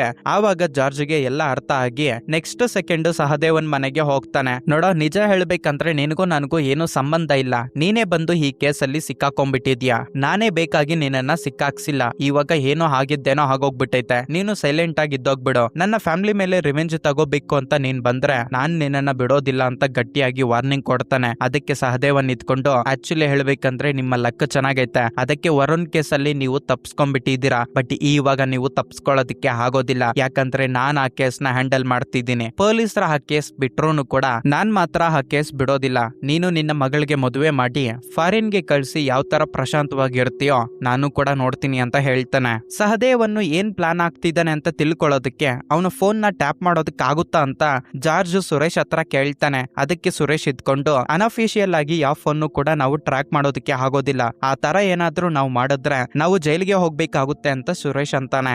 ಇನ್ನೊಂದು ಕಡೆ ಸಹದೇವನ್ನು ಪ್ಯಾಥ್ರೋಸ್ ಮನೆಗೆ ಹೋಗಿ ನೀನು ಜಾರ್ಜ್ಗೆ ಯಾವ ಸ್ಕೆಲಿಟನ್ ಕೊಟ್ಟಿದ್ಯಾ ಅಂತ ಹೇಳಿ ಅವನಿಗೆ ಬೆದರಿಕೆ ಹಾಕೋದ್ರಿಂದ ಪ್ಯಾಥ್ರೋಸ್ ಇವನ ಹತ್ರ ಎಲ್ಲ ಒಪ್ಕೊಂಡ್ಬಿಡ್ತಾನೆ. ಅಂದ್ರೆ ನಿಜ ಏನೇನ್ ನಡೆದೈತೆ, ಜಾರ್ಜ್ಗೆ ಯಾವ ಸ್ಕೆಲಿಟನ್ ಕೊಟ್ಟಿದ್ದಾನೆ ಅಂತ ಹೇಳ್ಬಿಟ್ಟು ಇವನು ಒಪ್ಕೊಂಡ್ಬಿಡ್ತಾನೆ. ಸ್ವಲ್ಪ ತಾದ್ಮೇಲೆ ಮತ್ತೆ ಶ್ರೇಯಾ ಜಾರ್ಜ್ಗೆ ಕಾಲ್ ಮಾಡಿ ಈ ತರ ಒಬ್ನು ಬಂದಿದ್ದ, ನನ್ನನ್ನ ಸಾಯಿಸಾಕ್ಬಿಡ್ತೀನಿ ಅಂತ ಬೆದರಿಕೆ ಹಾಕೋದ್ರಿಂದ ನಮ್ಮಪ್ಪ ಎಲ್ಲ ನಿಜಾನು ಹೇಳಿದಾನೆ ಅಂತ ಹೇಳ್ಬಿಟ್ಟು ನಂತರ ಶ್ರೇಯಾ ಅವ್ರ ಅಮ್ಮನ ಕರ್ಕೊಂಡು ಪೊಲೀಸ್ ಸ್ಟೇಷನ್ಗೆ ಹೋಗಿ ಒಬ್ಬ ವ್ಯಕ್ತಿ ಬಂದು ನಮ್ಮನ್ನ ಬೆದರಿಕೆ ಹಾಕಿದಾನೆ ಅಂತ ಹೇಳ್ಬಿಟ್ಟು ಅವನ್ ಮೇಲೆ ಕೇಸ್ ನ ಫೈಲ್ ಮಾಡ್ತಾಳೆ. ಸಹದೇವನ್ ಮೇಲೆ ಒಂದು ಕೇಸ್ ಬರೋದ್ರಿಂದ ಐಜಿ ಥಾಮಸ್ ಅವನನ್ನ ಕರೆದ್ಬಿಟ್ಟು ವಿಚಾರಣೆ ಮಾಡೋದಕ್ಕೆ ಶುರು ಮಾಡ್ತಾನೆ. ನೀನ್ ಯಾಕೋ ವರುಣ್ ಕೇಸ್ ಮೇಲೆ ವರ್ಕ್ ಮಾಡ್ತಾ ಇದ್ಯಾ, ಅದಕ್ಕೂ ನಿನಗೂ ಏನ್ ಸಂಬಂಧ ಅಂತ ಕೇಳಿದಾಗ ಆವಾಗ ಸಹದೇವನ್ನು ಒಂದು ಮಾತನ್ನು ಕೂಡ ಮಾತಾಡೋದಿಲ್ಲ. ಇದರಿಂದ ಥಾಮಸ್ಗೆ ತುಂಬಾ ಕೋಪ ಬಂದು ಆ ಹುಡುಗಿ ಬಂದು ಇವನ್ ಮೇಲೆ ಕೇಸ್ ಹಾಕಿದ್ದಾಳೆ ಅಲ್ವಾ, ಆ ಕೇಸ್ ನ ಇವನ್ ಮೇಲೆ ಹಾಕಿ ಸ್ವಲ್ಪ ದಿನ ಜೈಲಲ್ಲಿ ಇರೋ ತರ ಮಾಡಿ ಆವಾಗಾದ್ರೂ ಇವನ್ಗೆ ಬುದ್ಧಿ ಬರುತ್ತೆ ಅಂತ ಹೇಳಿ ಇವನು ಆಚೆಗಡೆ ಬಂದಿದ್ದೆ. ಆವಾಗೆ ಒಂದು ಟ್ವಿಸ್ಟ್ ಏನಪ್ಪಾ ಅಂದ್ರೆ ಗೀತಾ ಗಂಡ ಆಗಿರೋ ಪ್ರಭಾಕರು ಅಲ್ಲಿಗೆ ಬಂದಿರ್ತಾನೆ. ಆಕ್ಚುಲಿ ಇವನ ಮಗ ಆಗಿರೋ ವರುಣ್ ಸತ್ತೋಗ್ಬಿಟ್ಟಿದ್ದಾನೆ ಅಂತ ತಿಳ್ಕೊಂಡಿದ್ದಾದ್ಮೇಲೆ ಇವರು ಇಂಡಿಯಾನ ಬಿಟ್ಟು ಫಾರಿನ್ ಗೆ ಹೊರಟೋಗ್ಬಿಟ್ಟಿರ್ತಾರೆ. ಆ ಟೈಮ್ ಅಲ್ಲಿ ಗೀತಾ ತುಂಬಾ ಡಿಪ್ರೆಸ್ಡ್ ಫೀಲ್ ಆಗಿ ನಡೆಯೋದಕ್ಕೂ ಆಗದೆ ಒಂದತ್ರ ಕುತ್ಕೊಂಡ್ಬಿಟ್ಟಿರ್ತಾಳೆ. ಇದರಿಂದ ಇವನು ಮತ್ತೆ ಇಲ್ಲಿಗೆ ರಿಟರ್ನ್ ಬಂದಿರ್ತಾನೆ. ಗೀತಾಗೆ ಹಾಗೆ ಥಾಮಸ್ಗೆ ತುಂಬಾ ಕ್ಲೋಸ್ ಫ್ರೆಂಡ್ಶಿಪ್ ಇರೋದ್ರಿಂದ ಇವನೇನಾದ್ರೂ ಹೆಲ್ಪ್ ಮಾಡ್ತಾನೇನೋ, ವರುಣ್ ಕೇಸ್ ನ ಮತ್ತೆ ಇನ್ವೆಸ್ಟಿಗೇಷನ್ ಮಾಡೋದಕ್ಕೆ ಹೆಲ್ಪ್ ಮಾಡ್ತಾನೇನೋ ಅಂತ ಹೇಳ್ಬಿಟ್ಟು ಪ್ರಭಾಕರು ಇವನ ಹತ್ರಕ್ಕೆ ಬಂದು ಇವಾಗ ಗೀತಾ ಹೇಗಿದ್ದಾಳೋ ತೋರಿಸಿ ನಮ್ಮ ಮಗ ವರುಣ್ ಸತ್ತೋದ್ಮೇಲೆ ಗೀತಾ ತುಂಬಾ ಅಪ್ಸೆಟ್ ಫೀಲ್ ಆಗೋಗ್ಬಿಟ್ಟಿದ್ದಾಳೆ. ಇದರಿಂದ ಅವಳು ಇವಾಗ ಚೇರ್ ಇಂದ ನಡೆಯೋದಕ್ಕೂ ಕೂಡ ಆಗ್ತಿಲ್ಲ. ಈ ಟೈಮ್ ಅಲ್ಲಿ ನಾನು ಸಹದೇವನ್ನ ಹಿಡ್ಕೊಂಡೆ, ಅವನಿಗೆ ದುಡ್ಡು ಕೊಟ್ರೆ ಸಾಕು ಏನ್ ಬೇಕಾದ್ರೂ ಮಾಡ್ತಾನೆ, ನಾನೇ ಅವನನ್ನ ವರುಣ್ ಕೇಸಲ್ಲಿ ಏನಾದ್ರೂ ನಿನ್ಗೆ ಕ್ಲೂ ಸಿಗುತ್ತೇನೋ ಅಂತ ಹೇಳ್ಬಿಟ್ಟು ಅವನು ಈ ಕೆಲಸ ಮಾಡೋದಕ್ಕೆ ಬಿಟ್ಟಿದ್ದೀನಿ. ಅದ್ರ ಜೊತೆಗೆ ಅನ್ಅಫಿಷಿಯಲ್ ಆಗಿ ನೀನು ಕೂಡ ನನಗೆ ಹೆಲ್ಪ್ ಮಾಡಿದ್ರೆ ವರುಣ್ ಸ್ಕೆಲೆಟನ್ ಗೆ ಸಂಬಂಧಪಟ್ಟಿರೋ ಏನಾದ್ರೂ ಕ್ಲೂ ಸಿಗುತ್ತೆ, ಆವಾಗ ನನ್ನ ಮಗನನ್ನ ಸಾಯಿಸಾಕಿರೋ ಇರೋ ಫ್ಯಾಮಿಲಿ ಇವಾಗ ಹ್ಯಾಪಿಯಾಗಿ ತಿರುಗ್ತಾ ಐತೆ.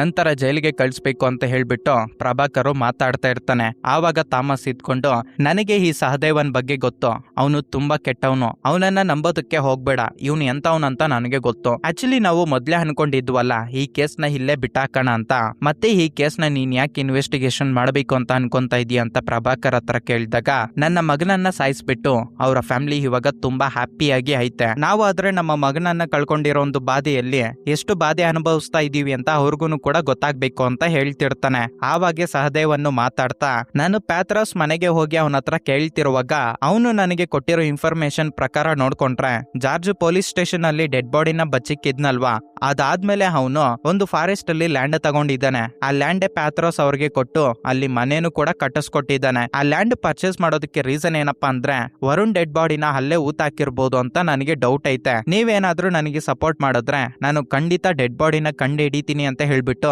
ಸಹದೇವನ್ನು ಮಾತಾಡ್ತಿರ್ತಾನೆ. ಆವಾಗ ಪ್ರಭಾಕರ್, ಥಾಮಸ್ ನೀನ್ ನನಗೆ ಹೆಲ್ಪ್ ಮಾಡಿದ್ಯಾ ಅಂದ್ರೆ ನನ್ನ ಮಗನನ್ನ ಸಾಯಿಸಾಕಿರೋರ್ಗೆ ಶಿಕ್ಷೆ ಬೀಳೋ ತರ ಮಾಡ್ತೀನಿ ಅಂತ ಕೇಳ್ಕೊಳ್ಳೋದ್ರಿಂದ ಇನ್ನೇನು ಮಾಡೋದಕ್ಕೆ ದಾರಿ ಇಲ್ದೆ ಥಾಮಸ್ ಕೂಡ ಇವ್ರಿಗೆ ಹೆಲ್ಪ್ ಮಾಡಬೇಕು ಅಂತ ಅನ್ಕೊಂತಾನೆ. ಕಟ್ ಮಾಡಿದ್ರೆ ಅಂಜು ಎಂಗೇಜ್ಮೆಂಟ್ ಕಂಪ್ಲೀಟ್ ಆಗೋಗ್ಬಿಡುತ್ತೆ. ಜಾರ್ಜ್ಗೆ ಇನ್ನೊಂದ್ ಕಡೆ ಡೌಟ್ ಇರುತ್ತಲ್ವಾ, ಇವರೆಲ್ಲರೂ ಸೇರ್ಕೊಂಡು ಏನೋ ಹಿಂದ್ ಕಡೆ ಮಾಡ್ತಿದ್ದಾರೆ ಅಂತ ತಿಳ್ಕೊಂಡು ಲಾಯರ್ ಹತ್ರಕ್ಕೆ ಹೋಗಿ ಆಂಟಿಸಿಪೇಟರಿ ಬೇಲ್ ನ ಅಪ್ಲೈ ಮಾಡ್ತಾನೆ. ಇಫ್ ಇನ್ ಕೇಸ್ ಪೊಲೀಸರು ಏನಾದ್ರು ಈ ಕೇಸ್ ನ ರೀಓಪನ್ ಮಾಡಿದ್ರು ಕೂಡ ಇವ್ರನ್ನ ಇನ್ವೆಸ್ಟಿಗೇಷನ್ ಅಂತ ಹೇಳಿ ಮದುವೆ ದಿನ ಆಗ್ಲಿ ಪೊಲೀಸ್ ಸ್ಟೇಷನ್ ಗೆ ಕರ್ಕೊಂಡು ಹೋಗೋ ಅವಶ್ಯಕತೆ ಇರೋದಿಲ್ಲ. ಇದರಿಂದ ಲಾಯರ್ ಜೊತೆ ಮಾತಾಡಿ ಆಂಟಿಸಿಪೇಟರಿ ಬೇಲ್ ನ ಅಪ್ಲೈ ಮಾಡ್ತಾನೆ. ಮತ್ತೊಂದು ಕಡೆ ಥಾಮಸ್ ಹಾಗೆ ಪ್ರಭಾಕರ್ಗೆ ಈ ವಿಷಯ ಗೊತ್ತಾದ್ಮೇಲೆ ಇವಾಗ ಏನಪ್ಪಾ ಮಾಡೋದು ಅಂತ ಪ್ರಭಾಕರ್ ಥಿಂಕ್ ಮಾಡ್ತಿರುವಾಗ ಥಾಮಸ್ ಇನ್ನೊಂದು ಪ್ಲಾನ್ ಆಗ್ತಾನೆ. ನಾಳೆನೆ ಕೋರ್ಟ್ ಗೆ ಬರಬೇಕು ಅಂತ ಹೇಳ್ಬಿಟ್ಟು ಒಂದು ನೋಟಿಸ್ ನ ಸೆಂಡ್ ಮಾಡೋಣ, ಸೋಮವಾರ ಮದುವೆ ಆಗಿರೋದ್ರಿಂದ ಗ್ಯಾರಂಟಿ ಅವನು ಕೋರ್ಟ್ ಗೆ ಬರ್ಲೇಬೇಕು ಅಂತ ಹೇಳ್ಬಿಟ್ಟು ಒಂದು ನೋಟಿಸ್ ನ ಸೆಂಡ್ ಮಾಡೋಣ, ಆವಾಗ ನಮ್ಮ ಆಟನ ಶುರು ಮಾಡೋಣ ಅಂತ ಹೇಳ್ಬಿಟ್ಟು ಥಾಮಸ್ ಇನ್ನೊಂದು ಪ್ಲಾನ್ ಆಗ್ತಾನೆ. ಅದ್ರ ಪ್ರಕಾರ ಭಾನುವಾರ ಜಾರ್ಜ್ ಗೆ ಒಂದು ಲೆಟರ್ ಹೋಗುತ್ತೆ, ನೀನು ಪೊಲೀಸ್ ಸ್ಟೇಷನ್ ಇಲ್ಲಾಂದ್ರೆ ಕೋರ್ಟ್ ಗೆ ಬರ್ಬೇಕು ಸೋಮವಾರ ಬೆಳಗ್ಗೆನೆ ಅಂತ. ಜಾರ್ಜ್ ಅದ್ರ ಬಗ್ಗೆ ಯೋಚನೆ ಮಾಡ್ಕೊಂಡು ತನ್ನ ಲಾಯರ್ ನ ಸೆಟ್ ಮಾಡ್ಕೊಂತಾನೆ. ಒಂದು ಕಡೆ ಲಾಯರ್ ರೇಣುಕಾ ಈ ಕೇಸ್ ಬಗ್ಗೆ ಜಡ್ಜ್ ಹತ್ರ ವಾದ ಮಾಡ್ತಿರ್ತಾಳೆ. ನನ್ನ ಕ್ಲೈಂಟ್ ಮದುವೆ ನಿಲ್ಸ್ಬೇಕು ಅಂತ ಹೇಳ್ಬಿಟ್ಟು ಈ ಪೊಲೀಸರು ಬೇಕಾಗಿನೇ ರೀಇನ್ವೆಸ್ಟಿಗೇಷನ್ ಅಂತ ಹೇಳ್ಬಿಟ್ಟು ಈ ಕೇಸ್ ನ ರೀಓಪನ್ ಮಾಡಿದಾಳೆ ಅಂತ ವಾದ ಮಾಡಿದಾಗ ಅದಕ್ಕೆ ಆಪೋಸಿಟ್ ಲಾಯರ್ ಇದ್ಕೊಂಡು ಪೊಲೀಸರಿಗೆ ಒಂದು ಇಂಪಾರ್ಟೆಂಟ್ ಆಗಿರೋ ಒಂದು ಎವಿಡೆನ್ಸ್ ಸಿಕ್ಕೈತೆ, ಇದರಿಂದಾನೇ ರೀಓಪನ್ ಮಾಡಿರೋದು, ಅವಳ ಮದುವೆ ನಡೆದೈತೆ ಅಂದ್ರೆ ಅವಳು ಫಾರಿನ್ಗೆ ಹೊರಟೋಗ್ಬಿಡ್ತಾಳೆ, ಮತ್ತೆ ಈ ಕೇಸ್ ಬಗ್ಗೆ ವಿಚಾರಣೆ ಮಾಡೋದಕ್ಕೆ ಆಗೋದಿಲ್ಲ, ಆ ಮದುವೆನ ಫಸ್ಟ್ ನಿಲ್ಸ್ಬೇಕು ಅಂತ ವಾದ ಮಾಡ್ತಿರ್ತಾನೆ. ಮತ್ತೊಂದು ಕಡೆ ಪೊಲೀಸರು ಕೂಡ ಈ ಮದುವೆ ನಡೀತಿರೋ ಒಂದು ಪ್ಲೇಸ್ ಅಲ್ಲಿ ಕಾತ್ಕೊಂಡಿರ್ತಾರೆ. ಟೈಮ್ ಬಂದೈತೆ ಅಂದ್ರೆ ಹೋಗಿ ಮದುವೆನ ನಿಲ್ಸ್ಬಿಡೋಣ ಅಂತ. ಆವಾಗ ರೇಣುಕಾ ಲಾಯರ್ ಇದ್ಕೊಂಡು ಫಾರಿನ್ಗೆ ಹೊರಟೋಗ್ಬಿಡ್ತಿದ್ದಾಳೆ ಅಂದ್ರೆ ಪಾಸ್ಪೋರ್ಟ್ ನ ಸೀಸ್ ಮಾಡಿದ್ರೆ ಸಾಕು, ಅದಕ್ಕೆ ಮದುವೆನೇ ನಿಲ್ಸ್ಬೇಕಾಗಿರೋ ಅವಶ್ಯಕತೆ ಇಲ್ಲ. ಪಾಸ್ಪೋರ್ಟ್ ಸೀಸ್ ಮಾಡಿದ್ರೆ ಅವಳು ಫಾರಿನ್ಗೆ ಹೋಗೋದಕ್ಕೆ ಆಗೋದಿಲ್ಲ. ಆವಾಗ ಇವ್ರಿಗೆ ಬೇಕಾಗಿರೋ ಹಾಗೆ ಇನ್ವೆಸ್ಟಿಗೇಷನ್ ನ ಮಾಡ್ಕೋಬಹುದು ಸ್ವಲ್ಪ ದಿನ ಅಂತ ಕೇಳ್ಕೊಳ್ಳೋದ್ರಿಂದ ಜಡ್ಜ್ ಡೀಟೇಲ್ಡ್ ಆಗಿ ನೋಡಿದ್ದಾದ್ಮೇಲೆ ನೆಕ್ಸ್ಟ್ ಇಯರಿಂಗ್ ವರ್ಗುನು ಜಾರ್ಜ್ ಹಾಗೆ ಅವನ ಫ್ಯಾಮಿಲಿನ ಅರೆಸ್ಟ್ ಮಾಡಬಾರ್ದು, ಇನ್ವೆಸ್ಟಿಗೇಷನ್ ಅಂತ ಹೇಳ್ಬಿಟ್ಟು ನೀವು ಪೊಲೀಸ್ ಸ್ಟೇಷನ್ ಗೆ ಕರ್ಕೊಂಡು ಹೋಗ್ಬಾರ್ದು, ಇವಾಗ ಮದುವೆ ನಡೀಲಿ ಮತ್ತೆ ಇದ್ರ ಬಗ್ಗೆ ಮಾತಾಡೋಣ ಅಂತ ಹೇಳ್ಬಿಟ್ಟು ಜಡ್ಜ್ ಹೇಳೋದ್ರಿಂದ ಅಂಜು ಮದುವೆ ಆಗೋಗ್ಬಿಡುತ್ತೆ. ಮದುವೆ ಆದ್ಮೇಲೆ ಅತ್ತೆ ಮನೆ ಇಲ್ಲಾಂದ್ರೆ ಅಮ್ಮ ಮನೆಗೆ ಬರ್ತಾರೆ. ಆದ್ರೆ ಇವರು ಸ್ಪೆಷಲ್ ಆಗಿರ್ಬೇಕು, ಟೈಮ್ ನ ಸ್ಪೆಂಡ್ ಮಾಡ್ಬೇಕು ಅಂತ ಹೇಳ್ಬಿಟ್ಟು ಮಿಸ್ಟರಿ ಮಾಲ್ ಅನ್ನೋ ಒಂದು ರೆಸಾರ್ಟ್ ನ ಬುಕ್ ಮಾಡ್ಕೊಂಡು ಆವಿರೋ ಹಾಗೆ ಅಂಜು ಇಬ್ರು ಅಲ್ಲಿಗೆ ಹೋಗ್ತಾರೆ. ಆದ್ರೆ ಇಲ್ಲೇ ರಿವೀಲ್ ಆಗೋ ಇನ್ನೊಂದು ಟ್ವಿಸ್ಟ್ ಏನಪ್ಪಾ ಅಂದ್ರೆ ಮತ್ತಯ್ಯ ಅನ್ನೋ ಒಬ್ಬ ಬ್ರೋಕರ್ ಇರ್ತಾನಲ್ವಾ, ಅವನು ಪ್ರಭಾಕರ್ಗೆ ಕಾಲ್ ಮಾಡಿ ಅಂಜು ಹಾಗೆ ಅವಿರ ಇವಾಗೆ ರೆಸಾರ್ಟ್ ಗೆ ಹೋಗಿದ್ದಾರೆ ಅಂತ ಹೇಳ್ತಾನೆ. ಇಲ್ಲೇ ನಮ್ಗೆ ಗೊತ್ತಾಗೋ ವಿಷಯ ಏನಪ್ಪಾ ಅಂದ್ರೆ ಈ ಮತ್ತಯ್ಯ ಅನ್ನೋ ಬ್ರೋಕರ್ನು ಕೂಡ ಈ ಪ್ರಭಾಕರ್ ಸೆಟ್ ಮಾಡಿ ಇರ್ತಾನೆ. ಅದ್ರ ಜೊತೆಗೆ ಆವೀರಾನು ಕೂಡ ಈ ಪ್ರಭಾಕರ್ ಹೇಳಿರೋದಕ್ಕೆ ದುಬೈಯಿಂದ ಇಲ್ಲಿಗೆ ಬಂದಿರ್ತಾನೆ ಅಂತ ಗೊತ್ತಾಗುತ್ತೆ. ಈ ಎಲ್ಲಾ ವಿಷಯ ಗೊತ್ತಾದ್ಮೇಲೆ ಥಾಮಸ್ ಕೂಡ ಶಾಕ್ ಆಗ್ತಾನೆ. ನೀನ್ ಇವಾಗ ಏನ್ ಮಾಡ್ಬೇಕಂತ ಅನ್ಕೊಂಡಿದ್ಯಾ ಅಂತ ಪ್ರಭಾಕರ್ ಹತ್ರ ಕೇಳಿದಾಗ ಆವಾಗ ಅವನ ಪ್ಲಾನ್ ಹೇಳ್ತಾನೆ. ಇವನ ಪ್ಲಾನ್ ಏನಪ್ಪಾ ಅಂದ್ರೆ ಆವೀರ ರೆಸಾರ್ಟ್ ಗೆ ಕರ್ಕೊಂಡು ಹೋಗಿರ್ತಾನಲ್ವಾ ಅಂಜುಗೆ ಒಂದು ಡ್ರಗ್ ನ ಕೊಟ್ಟು ಅನ್ಕಾನ್ಶಿಯಸ್ ಆಗೋ ತರ ಮಾಡಾಕ್ತಾನೆ. ಆವಾಗ ಸಹದೇವನ್ನು ಅಲ್ಲಿಗೆ ಹೋಗಿ ಆವೀರ ರೊಮ್ಯಾಂಟಿಕ್ ಆಗಿ ಅಂಜುನ ಮುಟ್ಟೋದಕ್ಕೆ ಹೋದಾಗ ಅವಳಿಗಿರೋ ಒಂದು ಮೆಂಟಲ್ ಹೆಲ್ತ್ ಪ್ರಾಬ್ಲಮ್ ಇಂದ ಆವೀರ ಮೇಲೆ ಅಟ್ಯಾಕ್ ಮಾಡಿರೋ ಹಾಗೆ ಎವಿಡೆನ್ಸ್ ಕ್ರಿಯೇಟ್ ಮಾಡೋದಕ್ಕೆ ಶುರು ಮಾಡ್ತಾನೆ. ಇವನ ಆಕ್ಚುಯಲ್ ಪ್ಲಾನ್ ಏನಪ್ಪಾ ಅಂದ್ರೆ ಸಹದೇವನ್ನು ಡಾಕ್ಟರ್ ರಜನಿ ಹತ್ರಕ್ಕೆ ಹೋಗಿ ಆ ಫೈಲ್ ಅಲ್ಲಿ ಇವಳಿಗೆ ಸಂಬಂಧಪಟ್ಟಿರೋ ಸ್ವಲ್ಪ ಚೇಂಜಸ್ ಮಾಡ್ಬೇಕು ಅಂತ ಹೇಳಿರ್ತಾನಲ್ವಾ, ಅವಳಿಗೆ ಒಂದು ಪ್ರಾಬ್ಲಮ್ ಐತಿ ಅಂತ ಹೇಳ್ಬಿಟ್ಟು ಆ ಫೈಲ್ ಅಲ್ಲೂ ಕೂಡ ಮೆನ್ಷನ್ ಮಾಡಿಸಿರ್ತಾನೆ. ಅಂದ್ರೆ ಈ ಹುಡುಗಿನ ಯಾರಾದ್ರೂ ರೊಮ್ಯಾಂಟಿಕ್ ಆಗಿ ಅದು ಮದುವೆ ಆಗಿರೋ ಗಂಡ ಆಗಿದ್ರು ಕೂಡ ಅವನನ್ನ ಸಾಯಿಸಾಕೋ ರೀತಿಯಲ್ಲಿ ಬಿಹೇವ್ ಮಾಡ್ತಾಳೆ ಅಂತ ಹೇಳ್ಬಿಟ್ಟು ಒಂದು ಫೈಲ್ ನ ಕ್ರಿಯೇಟ್ ಮಾಡಿರ್ತಾನೆ. ಇದೇ ಇವನ ಪ್ಲಾನ್. ಕ್ಲಾರಿಟಿ ಆಗಿ ಹೇಳ್ಬೇಕಂದ್ರೆ ಇವ್ರಿಬ್ರಿಗೂ ಮದ್ವೆ ಆಗೈತೆ. ಮದ್ವೆ ಆದ್ಮೇಲೆ ರೊಮ್ಯಾಂಟಿಕ್ ಆಗಿ ಆವಿರ ಮುಟ್ಟೋದಕ್ಕೆ ಹೋದಾಗ ಅಂಜುಗೆ ಮೆಂಟಲ್ ಹೆಲ್ತ್ ಸರಿಯಾಗಿರೋದಿಲ್ವಲ್ಲ, ಆವಿರ ಮೇಲೆ ಅಟ್ಯಾಕ್ ಮಾಡಿ ಸಾಯಿಸ್ಬಿಟ್ಟಿದ್ದಾಳೆ ಅನ್ನೋ ರೀತಿಯಲ್ಲಿ ಎವಿಡೆನ್ಸ್ ನ ಕ್ರಿಯೇಟ್ ಮಾಡಿ ಆವಿರನ ಶಿಪ್ ಅಲ್ಲಿ ಶ್ರೀಲಂಕಾಗೆ ಕಳಿಸಿ ಅಲ್ಲಿಂದ ಫಾರಿನ್ ಗೆ ಕಳಿಸ್ಬಿಡ್ಬೇಕು ಅಂತ ಪ್ರಭಾಕರ್ ಪ್ಲಾನ್ ಆಗಿರುತ್ತೆ. ಇದ್ರ ಪ್ರಕಾರನೇ ಸಹದೇವನ್ನು ರೆಸಾರ್ಟ್ ಗೆ ಹೋಗಿ ಅಂಜುನ ಹೊಡೆದ್ಬಿಟ್ಟು ಎವಿಡೆನ್ಸ್ ನ ಕ್ರಿಯೇಟ್ ಮಾಡಿ ಜಾರ್ಜ್ ಗೆ ಕಾಲ್ ಮಾಡ್ತಾನೆ. ಈ ತರ ನಿನ್ ಮಗಳು ನನಗೆ ಸಿಕ್ಕಾಕೊಂಡ್ಬಿಟ್ಟಿದ್ದಾಳೆ ಅಂತ. ಇದರಿಂದ ಜಾರ್ಜ್ ಟೆನ್ಷನ್ ಇಂದ ತುಂಬಾ ಫಾಸ್ಟ್ ಆಗಿ ರೆಸಾರ್ಟ್ ಹತ್ರ ಬರೋತಷ್ಟಿಗೆ ಸರಿಯಾಗಿ ಅದೇ ಟೈಮ್ಗೆ ಪೊಲೀಸರು ಕೂಡ ಅಲ್ಲಿಗೆ ಬರ್ತಾರೆ. ಡೋರ್ ಓಪನ್ ಮಾಡಿ ನೋಡಿದ್ರೆ ಅಂಜು ಬೆಡ್ ಮೇಲೆ ಅನ್ಕಾನ್ಶಿಯಸ್ ಆಗಿ ಬಿದ್ದೋಗ್ಬಿಟ್ಟಿರೋದ್ರಿಂದ ನಂತರ ಅವಳನ್ನ ಎತ್ಕೊಂಡೋಗಿ ಹಾಸ್ಪಿಟಲ್ ಅಲ್ಲಿ ಅಡ್ಮಿಟ್ ಮಾಡ್ತಾರೆ. ಮತ್ತೊಂದು ಕಡೆ ಸಹದೇವನ್ ಜೊತೆ ಈ ಆವಿರ ಹಿಡ್ತಾನಲ್ವಾ, ಇವ್ರು ಹಾಕಿರೋ ಪ್ಲಾನ್ ಪ್ರಕಾರ ಇವನು ಇವಾಗ ಶ್ರೀಲಂಕಾಗೆ ಹೋಗಿ ಅಲ್ಲಿಂದ ಫಾರಿನ್ ಗೆ ಹೋಗ್ಬೇಕು. ಆದ್ರೆ ಸಹದೇವನ್ನು ಯಾವ ತರ ಥಿಂಕ್ ಮಾಡಿರ್ತಾನೆ ಗೊತ್ತಾ, ಪ್ರಭಾಕರ್ ಮಾತು ಕೇಳ್ದಿರಾ ಇವನೇ ಓನ್ ಆಗಿ ಥಿಂಕ್ ಮಾಡಿ ಇವನನ್ನ ಸಾಯ್ಸಾಕಿದೀನಿ ಅಂತ ಎವಿಡೆನ್ಸ್ ಕ್ರಿಯೇಟ್ ಮಾಡೋದಕ್ಕೂ ಬದಲು ಆವಿರನ ನಿಜವಾಗ್ಲೂನೇ ಸಾಯಿಸ್ಬಿಟ್ಟು ಜಾರ್ಜ್ ಪ್ಲೇಸ್ ಅಲ್ಲೇ ಊತಾಕ್ಬಿಟ್ರೆ ಹೇಗಿರುತ್ತೆ ಅಂತ ಹೇಳಿ ಇವನು ಪ್ಲಾನ್ ಹಾಕೊಂಡಿರ್ತಾನೆ. ಆದ್ರೆ ಆವಿರಾಗಿ ಇವನ ಪ್ಲಾನ್ ಅರ್ಥ ಆಗಿ ಇಂಟೆಲಿಜೆಂಟ್ ಆಗಿ ಇವನು ಶ್ರೀಲಂಕಾಗೆ ಹೊಡೋಗ್ಬಿಡ್ತಾನೆ. ಕಟ್ ಮಾಡಿದ್ರೆ ಜಾರ್ಜ್ ಸಹದೇವನ್ ಮನೆಗೆ ಹೋಗಿ ಕತ್ತಿಯಿಂದ ಅಟ್ಯಾಕ್ ಮಾಡಿ ನೀನ್ ಇವಾಗ ನಿಮ್ಮ ಪ್ಲಾನ್ ಏನು ಅಂತ ಹೇಳಿಲ್ಲ ಅಂದ್ರೆ ನೀನನ್ನ ಸಾಯ್ಸಾಕ್ ಬಿಡ್ತೀನಿ ಅಂತ ಬೆದರಿಕೆ ಹಾಕೋದ್ರಿಂದ ಆವಾಗ ಸಹದೇವನ್ನು ಎಲ್ಲ ಒಪ್ಕೊಂತಾನೆ. ಇದೆಲ್ಲ ಮಾಡಿರೋದು ನಾನಲ್ಲ, ಪ್ರಭಾಕರೋ ಹಾಗೆ ಐಜಿ ಥಾಮಸ್ ಅಂತ ಹೇಳಿ ಇವ್ರು ಏನೆಲ್ಲ ಪ್ಲಾನ್ ಹಾಕಿರ್ತಾರೋ ಅದ್ರ ಬಗ್ಗೆ ಹೇಳೋದ್ರಿಂದ ಅದನ್ನ ಜಾರ್ಜ್ ವಿಡಿಯೋ ಮುಖಾಂತರ ರೆಕಾರ್ಡ್ ಮಾಡ್ಕೊಂತಾನೆ. ನಂತರ ಜಾರ್ಜ್ ಪ್ರಭಾಕರ್ ಹಾಗೆ ಐಜಿ ಥಾಮಸ್ ಹತ್ರಕ್ಕೆ ಹೋಗ್ಬಿಟ್ಟು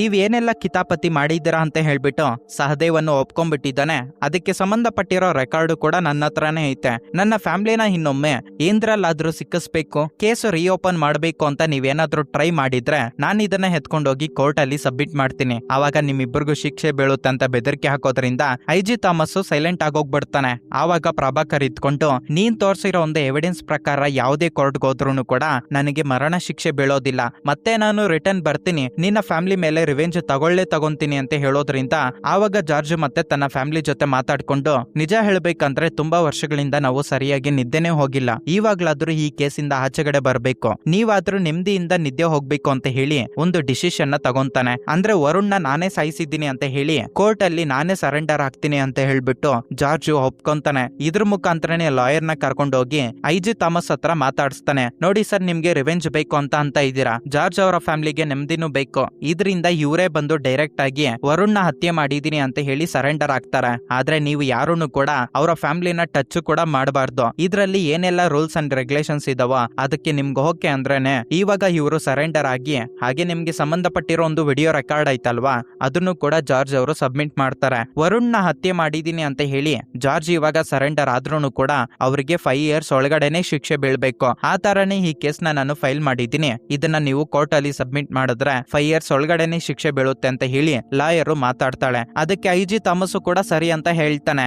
ನಂತರ ಜಾರ್ಜ್ ಪ್ರಭಾಕರ್ ಹತ್ರ ಮಾತಾಡ್ತಿರುವಾಗ ನಿಮ್ಮ ಮೈಂಡ್ ಅಲ್ಲಿ ನನ್ನ ಮಗಳಿಗೆ ಶಿಕ್ಷೆ ಹಾಕ್ಬೇಕು ಅಂತ ಫಿಕ್ಸ್ ಆಗಿದ್ದೀರಾ, ಆದ್ರೆ ನೀವ್ ಇನ್ಮೇಲೆ ಅದನ್ನ ಮರ್ತೋಗೋದು ಬೆಟರ್. ನನ್ನ ಫ್ಯಾಮಿಲಿ ಚೆನ್ನಾಗಿರ್ಬೇಕು, ಅದ್ರ ಜೊತೆಗೆ ನನ್ನ ಫ್ಯಾಮಿಲಿಯಿಂದ ನಿಮ್ಮ ಫ್ಯಾಮಿಲಿಗೆ ತೊಂದರೆ ಉಂಟಾಗೈತೆ, ಇದರಿಂದನೇ ನಾನು ಕೋರ್ಟ್ಗೆ ಸರೆಂಡರ್ ಆಗ್ತಿದ್ದೀನಿ. ಇನ್ಮೇಲೆ ಏನಾದ್ರೂ ನನ್ನ ಫ್ಯಾಮಿಲಿಗೆ ನೀವು ತೊಂದರೆ ಕೊಡಬೇಕು, ನನ್ನ ಮಗಳಿಗೆ ಶಿಕ್ಷೆ ಹಾಕ್ಬೇಕು ಅಂತ ಏನಾದ್ರೂ ಟ್ರೈ ಮಾಡಿದ್ರೆ ನಾನ್ ನಿಮ್ಮನ್ನ ಸಾಯಿಸೋದಕ್ಕೂ ರೆಡಿ ಅಂತ ಹೇಳಿ ವಾರ್ನಿಂಗ್ ಕೊಡ್ತಾನೆ. ಅಂಡ್ ಇವಾಗ ಒಂದು ಟ್ವಿಸ್ಟ್ ರಿವೀಲ್ ಆಗುತ್ತೆ. ಆಕ್ಚುಲಿ ಹೇಳ್ಬೇಕಂದ್ರೆ ಸಹದೇವನ್ನು ಇವನ ಮಗಳನ್ನ ರಿಸಲ್ಟ್ ಅಲ್ಲಿ ಅನ್ಕಾನ್ಶಿಯಸ್ ಮಾಡಕ್ ಇರ್ತಾನಲ್ವಾ, ಆವಾಗ ವಿಡಿಯೋ ಕಾಲ್ ಮಾಡಿರ್ತಾನೆ. ಅದನ್ನ ತಿಳ್ಕೊಂಡಿರೋ ಜಾರ್ಜ್ ಇಲ್ಲಿಗೆ ಮೊದ್ಲೇ ಬಂದಿರ್ತಾನೆ. ಇವನು ಬರೋ ಟೈಮ್ಗೆ ತನ್ನ ಮಗಳಿಗೂ ಕೂಡ ಎಚ್ಚರಿಕೆ ಆಗುತ್ತೆ. ಅಪ್ಪ ನನಗೇನು ಗೊತ್ತಿಲ್ಲ, ನನ್ ಬಾಡಿ ಮೇಲೆ ಬ್ಲಡ್ ಮಾರ್ಕ್ಸ್ ಇದಾವೆ, ಅದಕ್ಕೂ ನನಗೂ ಸಂಬಂಧ ಇಲ್ಲ ಅಂತ ಹೇಳಿದಾಗ ಆವಾಗ ಜಾರ್ಜ್ ಒಂದು ಪ್ಲಾನ್ ಆಗ್ತಾನೆ. ಸಹದೇವನ್ನೇ ಈ ಹುಡುಗಿನ ಹೊಡೆದಿದ್ದಾನೆ ಅಂತ ಹೇಳ್ಬಿಟ್ಟು ಎವಿಡೆನ್ಸ್ ಕ್ರಿಯೇಟ್ ಮಾಡೋದಕ್ಕೆ ಒಂದು ಕತ್ತಿನ ಎತ್ಕೊಂಡು ಅವಳನ್ನ ಹೊಡೆದು ಅನ್ಕಾನ್ಶಿಯಸ್ ಮಾಡಕ್ ಬಿಡ್ತಾನೆ. ಇದೇ ರೀತಿ ಸಹದೇವನ್ನೇ ನನ್ ಮೇಲೆ ಅಟ್ಯಾಕ್ ಮಾಡಿದ್ದಾನೆ ಅಂತ ಹೇಳ್ಬಿಟ್ಟು ಇವಳು ಕೂಡ ಪೊಲೀಸರ ಹತ್ರ ಒಪ್ಕೊಂತಾಳೆ. ಅಂದ್ರೆ ಪ್ರಭಾಕರ್ ಹಾಕಿರೋ ಒಂದು ಪ್ಲಾನ್ಗೆ ಎಲ್ಲ ಆಪೋಸಿಟ್ ಆಗಿ ಜಾರ್ಜ್ ಪ್ಲಾನ್ ನ ಇಂಪ್ಲಿಮೆಂಟ್ ಮಾಡಿರ್ತಾನೆ. ನಂತರ ಜಾರ್ಜ್ ವರುಣ್ನ ನಾನೇ ಹತ್ಯೆ ಮಾಡಿದ್ದೀನಿ ಅಂತ ಹೇಳ್ಬಿಟ್ಟು ಸರೆಂಡರ್ ಆಗಿರ್ತಾನಲ್ವಾ, ಆ ನ್ಯೂಸ್ ಟಿವಿಯಲ್ಲಿ ಬರ್ತಾ ಇರುತ್ತೆ. ಪ್ರಭಾಕರ್ ಆ ನ್ಯೂಸ್ ನ ತನ್ನ ಹೆಂಡತಿ ಆಗಿರೋ ಗೀತಾಗೆ ತೋರಿಸಿ ಇವಾಗಾದ್ರೂ ನಿನಗೆ ನೆಮ್ಮದಿ ಆಯ್ತಾ, ನಾವ್ ಅನ್ಕೊಂಡಿರೋ ಫ್ಯಾಮಿಲಿಗೆ ಶಿಕ್ಷೆ ಬಿದ್ದೈತೆ ಅಂತ ಹೇಳಿದಾಗ ಅದಕ್ಕೆ ಗೀತಾ ಇದ್ಕೊಂಡು ಅವನ ಮಗಳಿಗೆ ಶಿಕ್ಷೆ ಬೀಳ್ಬೇಕು ಅಂತ ಹೇಳಿ ಇಲ್ಲಿಗೆ ಈ ಮೂವಿ ಎಂಡ್ ಆಗುತ್ತೆ. ಅಂದ್ರೆ ನೆಕ್ಸ್ಟ್ ಪಾರ್ಟ್ ರಿವೆಂಜ್ ಬಂದ್ಬಿಟ್ಟು ತನ್ನ ಮಗಳಿಗೆ ಶಿಕ್ಷೆ ಕೊಡ್ಬೇಕು ಅಂತ ಹೇಳಿ ಗೀತಾ ಏನಾದ್ರೂ ಮಾಡಬಹುದು. ನೆಕ್ಸ್ಟ್ ಪಾರ್ಟ್ ಯಾವಾಗ ರಿಲೀಸ್ ಆಗುತ್ತೋ ಗೊತ್ತಿಲ್ಲ, ನೆಕ್ಸ್ಟ್ ಪಾರ್ಟ್ ಏನಾದ್ರೂ ಬಂದ್ರೆ ಅದನ್ನು ಕೂಡ ಎಕ್ಸ್ಪ್ಲೇನ್ ಮಾಡ್ತೀನಿ. Thanks for watching this video. Next ಇನ್ನೊಂದು ಇಂಟ್ರೆಸ್ಟಿಂಗ್ ಆಗಿರೋ ವಿಡಿಯೋ ಮುಖಾಂತರ ನಾನ್ ನಿಮ್ಮನ್ನ ಮೀಟ್ ಆಗ್ತೀನಿ. ಸೈನಿಂಗ್ ಆಫ್, ನಿಮ್ಮ ಅನಿರುದ್ಧ್.